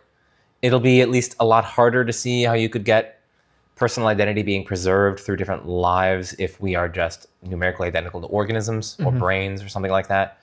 Now, of course, there are like certain highfalutin proposals, I shall say, where like there's some kind of like body snatching that occurs right at the moment of death, where like God somehow like takes your body and like replaces it with some kind of duplicate in a way that's like totally undetectable. And people can check out a paper by Justin Mooney called Reincarnation for Everyone, I think, and recently published in Mind, which, you know, gives a variety of, you know, non-dualist theories about how reincarnation could happen potentially. I mean, I think a lot of them are very interesting. Right. And maybe what these other theories show is that we shouldn't be overwhelmingly confident that even if there is no soul, that reincarnation is impossible. Because you can take the disjunction of them. Yeah, sure. And maybe the fact that they're metaphysically weird, it should make us suspicious insofar as we're worried that what's happening is metaphysically impossible. But if we think that they probably are possible, then, you know, God is aware of all the weird things that he can do. And you know, like they're strange by our lights, but like they might be utterly mundane to God because it's just one of the things that he's able to do, you know, given that he has just a complete perfect grasp of all of the metaphysical rules at his disposal. And so, you know, if there are odd metaphysical tools that God has, maybe he would use them. Well, let's get on to one of the most serious objections to this, which is just like, okay, this really does seem to collapse ordinary morality. Like, why have both of us gone vegan? Well, because like we refuse to cooperate with this process by which chicken and various other animals are basically being tortured in factory farms. Sure. But, well, under this view, I mean, they just deserve it. Like, this is just like a retribution. Like, and like, why would I help the drowning child? Like, you just deserve this, bro. Like, like you were probably Hitler in the past life or something. Like, why am I? Yeah. I mean, so to motivate that idea, just imagine a case where, okay, just even if you're not a retributivist and you don't believe that people positively deserve to suffer, suppose that you did. And suppose that you think that some crimes warrant the death penalty. So Hitler is being executed by firing squad, and you have the ability to intervene, okay, and stop him from being executed. Well, you might think that if you have those beliefs, then you shouldn't intervene, or at least you have no positive reason to intervene. And that's the relevant thing, because if we think that the drowning child is relevantly like Hitler, in that if I let him suffer, then he did suffer exactly what he ought to have suffered, but then it looks like I now have no positive reason to intervene and save the child. And so at least when it comes to kind of rescuings or intervening to prevent suffering, it looks like the global version of this karmic retribution theodicy is just going to undermine that aspect of our ordinary morality. And it might even mean that we have positive reason to cause someone to suffer. Because like every time I hit Joe with a broom handle, it was exactly what he deserved. As you were doing earlier on. Like you're just chasing me around and hitting me with the broom handle. You're like, you deserve this. And according to this theodicy, I was right. Now, so on the version that's more restricted, this problem doesn't arise to the same degree. So it's going to be unclear to us exactly what share of the suffering in our world is deserved. And so for that reason, we're acting under uncertainty when we save people from suffering. But notice that to some extent, that's what we're already doing. So if I see somebody drowning in a pond and I fish them out, there's some chance that they're actually a serial killer. And that if I had known that, then I should have maybe let him drown. But I'm just going to assume, probably not. And then I rescue him. And so you might think that if this is just a partial theodicy, then it works the same way. That said, it might still have worrying consequences, at least for vegans like us, where basically you might think that when you're observing cases of suffering where like the other theodicies don't seem to apply as well, like the suffering of chickens in factory farms, then it becomes increasingly likely that it's the karmic retribution theodicy that explains their suffering, because we've like eliminated a bunch of the other explanations. And so maybe we should be kind of like less concerned about chicken suffering than we are about other types of suffering, because given this partial theodicy, we should be, maybe relatively confident that this is the reason that God has for allowing the chickens to suffer. It's all going to depend on your credences, obviously, but like if it's a case of evil where you just eliminate the other theodicies, then the karmic retribution theodicy is just going to take up a greater share of the probability space.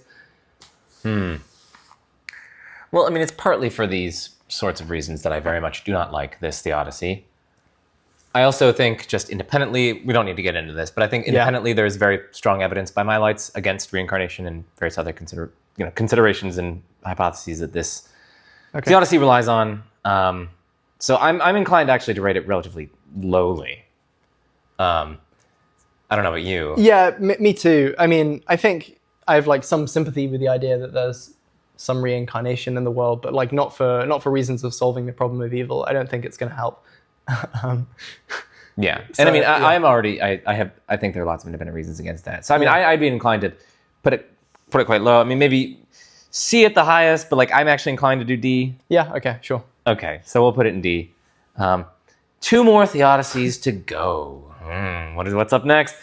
Up next is premortal consent. So what is the premortal consent theodicy, Amos? I mean, you did your undergrad thesis on this? Master thesis? Yeah, I did. I'll try and publish what was in it at some point. Okay. But the idea is roughly this. So there are kind of 2 parts to the problem of evil. So you're probably already aware of the logical problem of evil versus evidential problem of evil.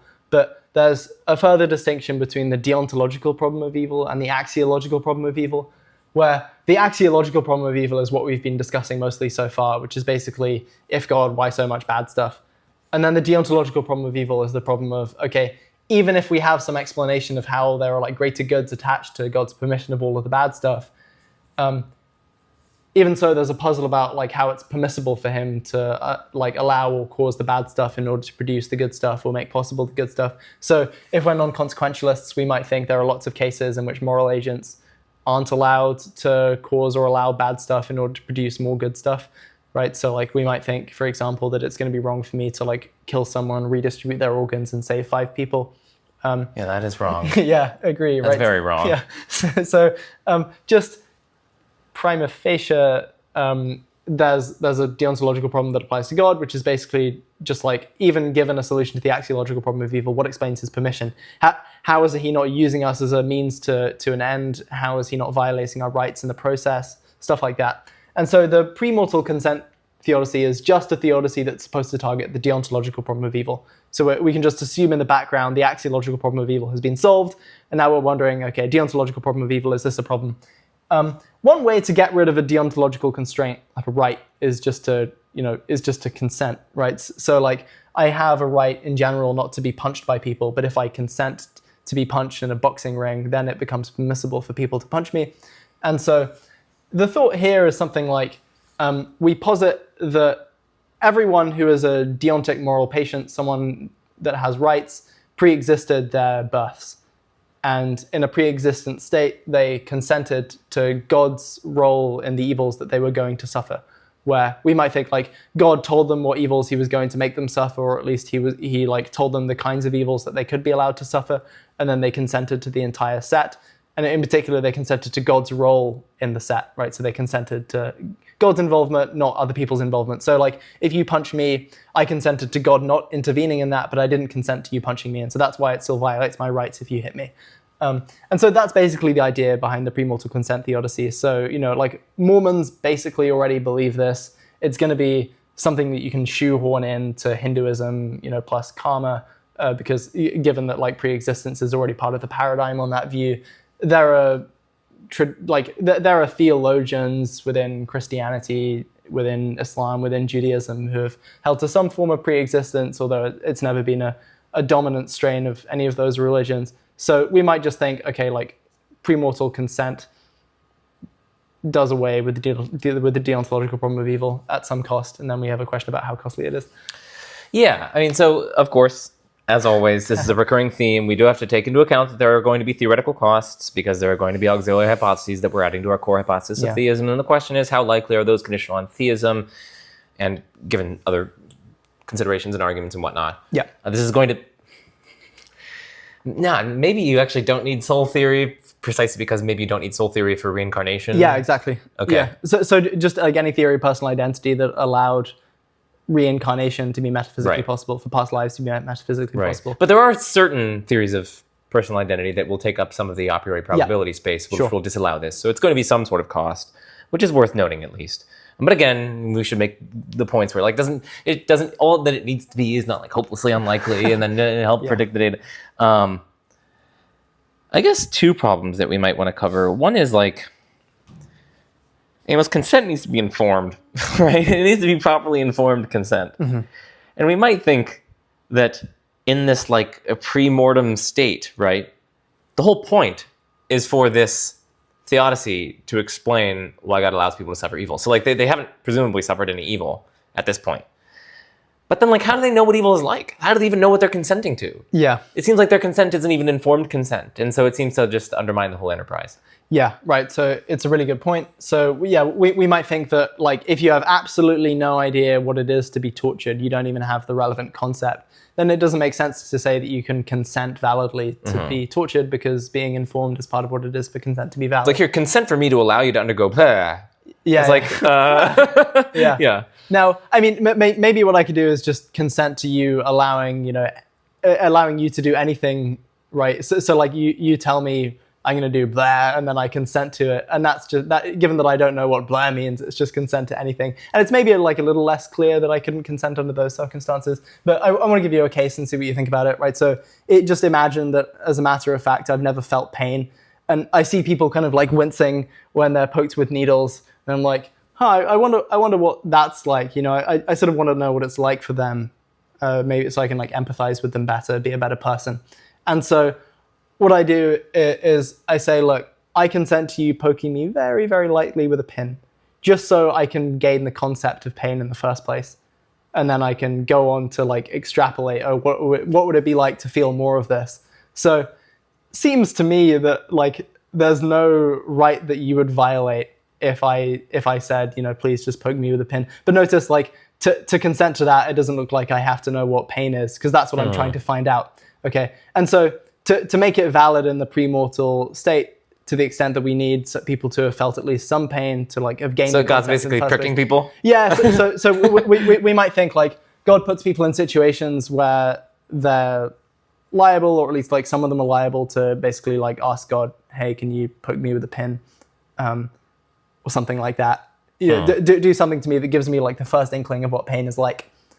Or you ask another creature. It doesn't have to be God in particular. It could just be anyone. And then the thought is, so you could acquire the concept of pain in the first place through consent without having to have your rights violated. And my motivation for that is just reflection on this other case where it really looks like my rights aren't violated. Okay, that seems plausible. I'll give you that. That does seem plausible as a response to the objection. Yeah, I sure. mean, for various independent reasons, I don't like this theodicy, but we may not be able to, probably won't be able to get into those. Another objection to this theodicy is consent can be withdrawn, right? So it's like, maybe people consented before being born to undergo these sorts of experiences, but then once they're in the midst of it,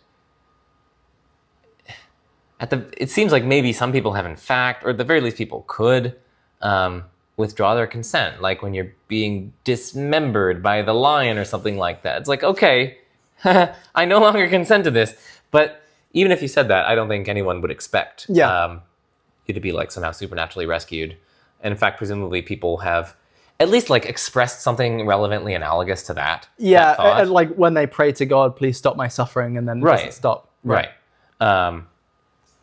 What do you make of that objection? Yeah, so I think it's the best objection to this theodicy, independent of like maybe this is a very costly view. So I think basically what the pre-existence theodicist is going to have to say is they're going to have to say, okay, this is one of those cases in which you give irrevocable consent for a time, right? So we don't need to commit to the claim that consent can be irrevocable permanently. So we might think, for example, that like if I, gave consent to you to like hit me with a stick, and for a period of time, if I protested, please stop hitting me with a stick, you get to keep hitting me with a stick. We might think that I don't have the right to, waive my right against being hit forever, right? So like maybe that's bad. But you might think that for like a scheduled finite period of time, I get to give irrevocable consent such that like you get to hit me with a stick, and even if I say stop hitting me with a stick, it was part of the terms and conditions that if I said that, you were going to keep hitting me with a stick. Part of the terms and conditions that I agreed to in the past.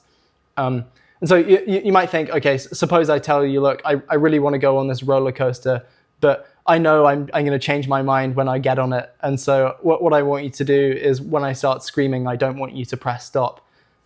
I tell them that, okay? And then it looks like, at least to me, in that kind of case, if I suddenly say, please stop as I'm going around the roller coaster and I'm informed, blah, blah, blah, it's permissible for them to let me go. Now you might think, okay, maybe that's true, but in the cases of really horrendous evils, that's not true. Yeah, like not just hitting with a stick or a roller coaster, like you're being dismembered or something. Yeah, sure. Right. So in that case, I mean, there's no kind of conclusive response to this worry. The thought would just be something like, well, from the standpoint of moral theory, it's not clear like why this would be relevantly different if the consent was sort of sufficiently clear and informed and thought through, right? Because you were pricked. Well, so you might think that even if that's not enough information, you could, after being pricked, like invite more information. Okay, yeah. Interesting. But it'll just be like whatever is the sufficient amount of information that you would need to get informed. And then like if you're really serious and no takesy backsies and you told that to God, it's not super clear to me that it would be impermissible for God to not accede to your request, given that you agreed to him not acceding to your request in the past. So it seems to me this is a strong objection, but that it's not a dispositive objection because we have at least some cases just in ordinary morality where you can give temporarily irrevocable consent. Interesting. What do you think about like retroactive consent, hypothetical consent, and things like that in response to the deontological problem of evil? Yeah, like as an alternative. Yeah, just as an alternative response. Yeah, sure. So I basically think, maybe, but that if actual consent is one of the options that God has, then it would be preferable to rely on actual consent over hypothetical consent. So my thought would be something like, okay, imagine a case where I can, I want to sort of cause you some evil, and in fact I have like perfect predictee powers. So I know that if I like punch you in the face for the sake of a greater good, that like afterwards you'll come to like understand my wisdom, and then you'll consent to it retroactively. But suppose just all else was equal, and that I could get your consent beforehand. So like I could consult you, and then you would say, okay, I agree to you hitting me in the face. And suppose the level of the suffering was equal or whatever, and no other consequences were disrupted. Seems to me it's preferable to get actual consent over hypothetical consent if you have the options and all else are equal. Now, it might be that you don't have the option because pre-existence is metaphysically impossible, and it might be that not all else is equal. Yeah, I was about to say it might like preclude some other goods, or it might introduce some other bads, like a memory swipe or something. Yeah, sure. Like so the pinprick is like a paradigm case of an extra bad that's being added by the pre-existence theodicy. But you might still think, okay, like it's better to be like actually asked and receive a yeah, lots of difficult value judgments here. Yeah. Okay, so we've seen some forceful objections. I mean, listen, this doesn't seem super low to me. Yeah. But also doesn't seem super high to me. I agree. So maybe that justifies the mid-rankings, like C or something. Yeah, I think C is fair. Okay. So, and also given the fact that it only solves like the sort of less serious part of the problem. C minus. Yeah. C minus at best, I'll say. Well, let's do one more. Maybe two more if we have time. Yeah. But one more is the promise of a new path. Do you want to summarize this one? Because I know you've interviewed the... Well, this was years ago, and I haven't read the paper, and we just decided on doing this one like right beforehand.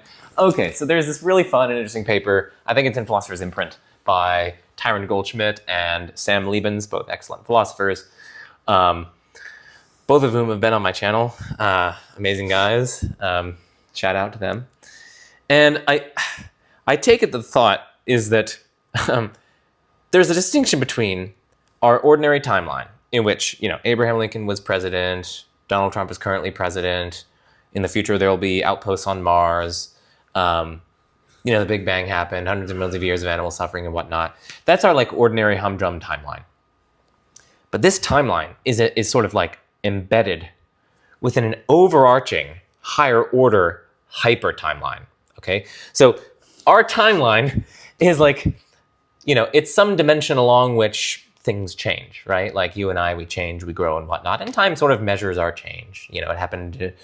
It took you 18 years to reach adulthood, for instance. Probably longer in your case, but you actually probably still haven't reached it.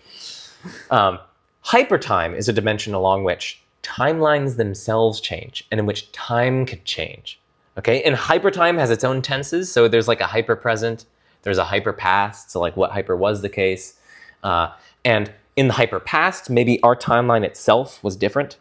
And in the hyper present, our timeline is as it is right now or whatever. It's kind of hard to explain. And then in the hyper future, it hyper will be the case that our timeline itself, hyper will be different. Okay, so hypertime is this higher order time in which our timeline is embedded. Think of it as like basically its own kind of time slice within this higher order hypertime. So this hypertime kind of embeds our universe and the timeline. But our universe itself and our timeline itself can change, right? So the past actually can change over hypertime. And so the thought is that God, at some point in the hyper future, hyper will bring it about that there literally never was in our timeline any evil. And there never is any evil, and there never will be any evil. Mm-hmm. So literally, he hyper will bring it about that no evil ever occurs. So at some point in the hyper future, the evolutionary process didn't transpire. It just didn't happen. It just didn't happen at all. Yeah. Like literally, because we're talking about our timeline and our current tenses. The Holocaust didn't happen. God will literally rewrite the past to the point that at some point in the hyper future, literally everything will be made anew and everything will be amazing and beautiful and it'll be like the best story possible. Like the best story possible. In Sam Levin's Brain in a Vat interview, he brings up I forget who it is, but there's some director who just has his actors just like literally extemporaneously act stuff out. And like that's how he writes his movies. And he just kind of like, he kind of maybe gives them a general gist of what he wants them to do, but they just like act it out. And then he just goes in later and just like, oh yeah, that was really good. And he just clips that. And so literally it's like they themselves are kind of just making this up on the fly. And then that gets put into the end product. And then he just kind of like butchers those together and kind of chops them together and makes it so that it's like a coherent movie. But it wasn't actually written in advance. It's literally all extemporaneous. Mm-hmm. And maybe there are certain like goods that this process realizes or something. Like God not only brings it about that at some point in the hyper future, literally everything is like amazing. It's the best story possible. But also there's some sense in which that was brought about by the creatures themselves, right? Mm-hmm. Instead of God kind of like forcing it to happen through his own like deterministic causality, say, and just like making everything ready-made.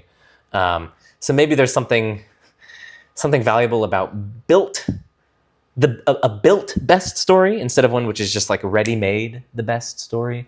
I'm not sure.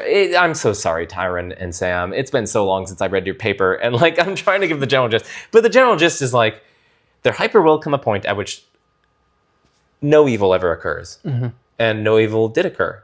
So what's the problem? There is no evil. Like eventually, hyper eventually, there will be no evil. Mm-hmm. I'm sorry, I probably did that. Do you have anything to add? No, not to the summary. That was more accurate than anything I'll be able to come up with. Okay. Well, what do you think about that, at least summary version? And just for the audience, we're responding to the summary version. Like, read the paper if you want to. It is a very entertaining paper. Right. But it's also been a long time since I've read it.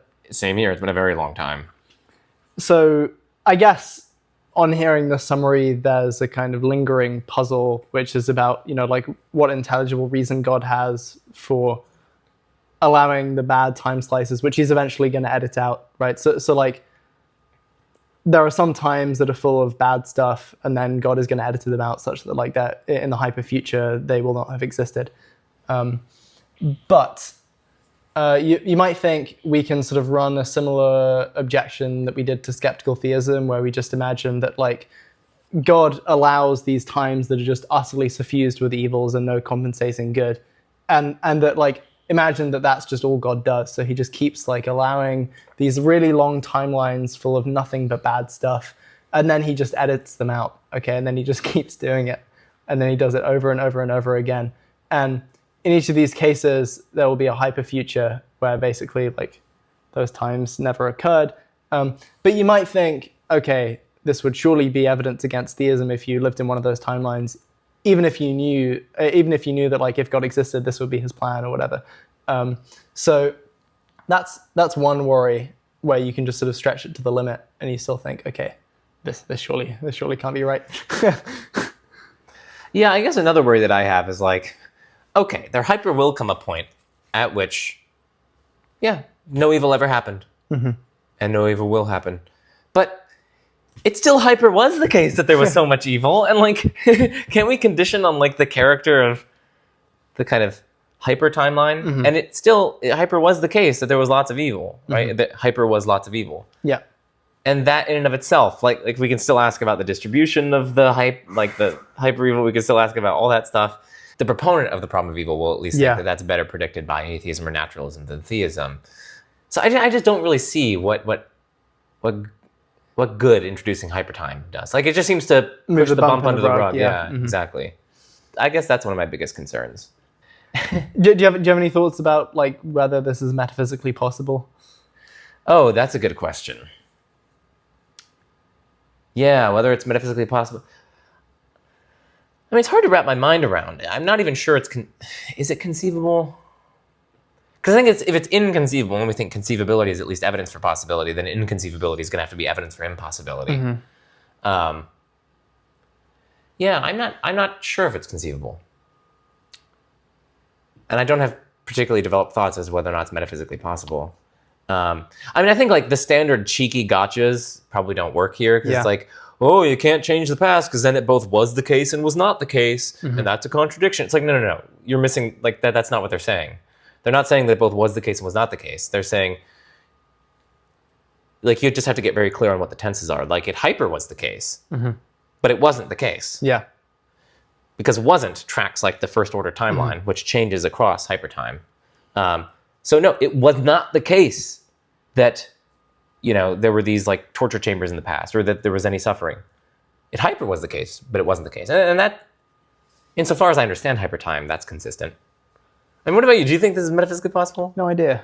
No, same here. I don't even know. But yeah, I mean, so you might think it's one of those things that you kind of have to add to the theodicy if you're not already antecedently really convinced that this is metaphysically possible, where at some cost, right? So you're just accepting, you're taking a stand on a thesis that you might have otherwise had no view on, just for the sake of solving the problem of evil, if that's your only motivation. Now, I'm sure Sam Liebens and Tyrone Goldschmidt have like additional motivations for accepting the metaphysical. Yeah, I think they think it's like theoretically fruitful and useful in lots of other domains as well. So I think that's probably the move you'll want to make if you're trying to motivate this picture. Ideally, you won't just believe this only because it helps with the problem of evil. But I guess, given what we said, I guess it's not clear to us that it does solve the problem of hyper evil, and yeah, maybe that's the relevant kind of. Yeah, and I remember like hyperpresentism had something to do with it. So like hyper no longer exists or something. But like still, if hyper happened, and that's enough for there to be bad, right? Yeah.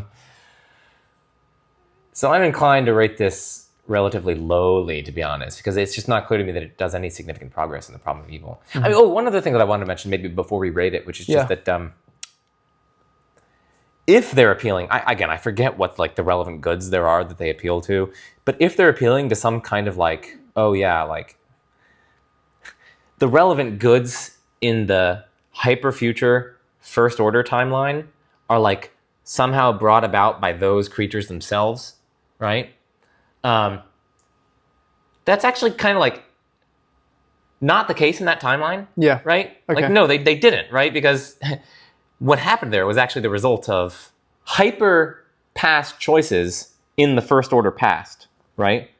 But those hyper past choices in the first order past are no longer there in this hyper future, right? Like the hyper past choices have been cut out, right? Or at least a lot of them have been, presumably.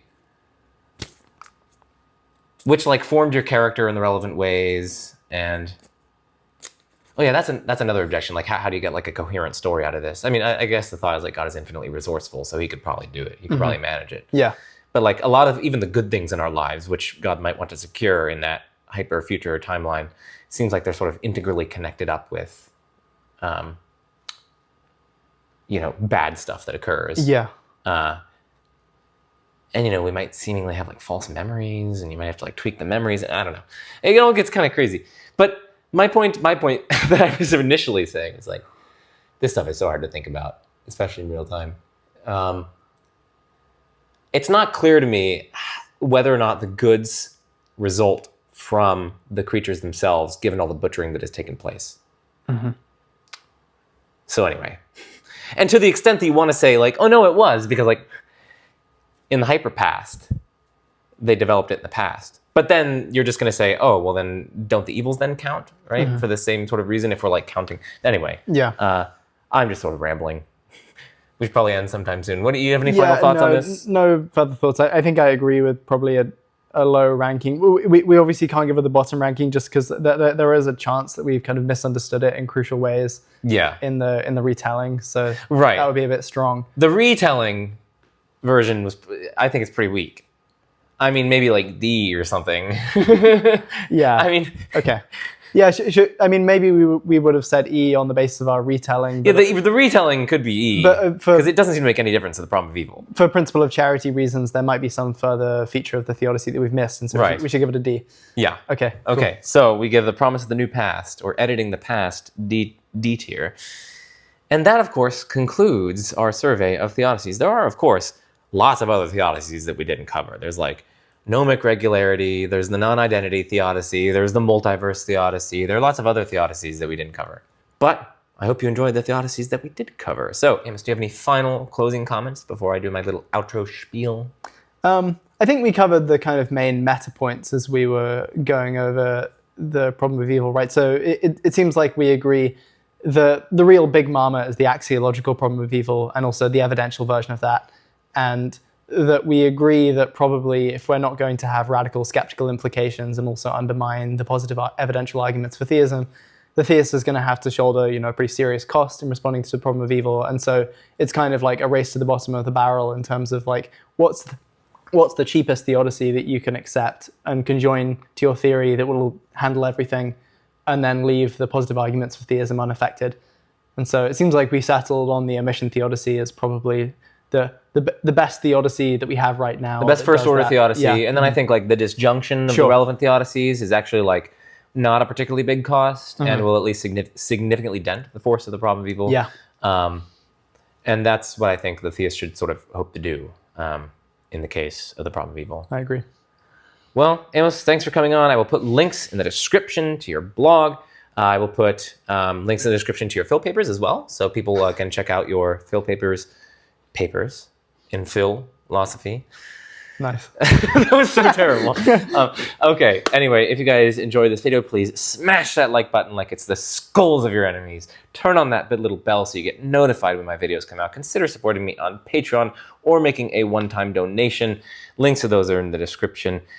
Hey, one-time donations. If you made it this far, you probably see value in the work that I do. So, consider supporting me and consider giving some money. You tip waiters who bring you extra breadsticks, right? And I'm not just like a waiter. We're not waiters. I think when I was 16 years old, I was actually a Majesty of Reason patron. You were. So he was like 16. And oh my goodness, yeah, you were. I think this is a funny story. You were one of my earliest patrons. You signed up so early. You come to this call, because I had patron calls, with this giant afro. And they asked these like super probative, amazing questions as this little like teenager who had basically just graduated like 8th grade or something. That was fun. Yeah, that was in the early stages. So Amos has been there. It's been there from the beginning. So yeah, consider. And look, I mean, clearly, if you become a patron from this case, you know that there's just a guarantee of meeting Joe in person. Right. So yeah, and hey, I'm not bringing in extra breadsticks. I'm helping you better understand the fundamental nature of reality with caution, care, and love, and philosophical rigor, and all that cool stuff, right? So if you tip waiters, I think you should tip me, right? Of course, it makes sense. So go down there, put a little tip in there. Hey, just $2 can buy a coffee. That's great. Anyway, now end of my shill grifter spiel. And what better way to end is there than I'm Joe Schmidt. This is The Majesty of Reason, and peace out.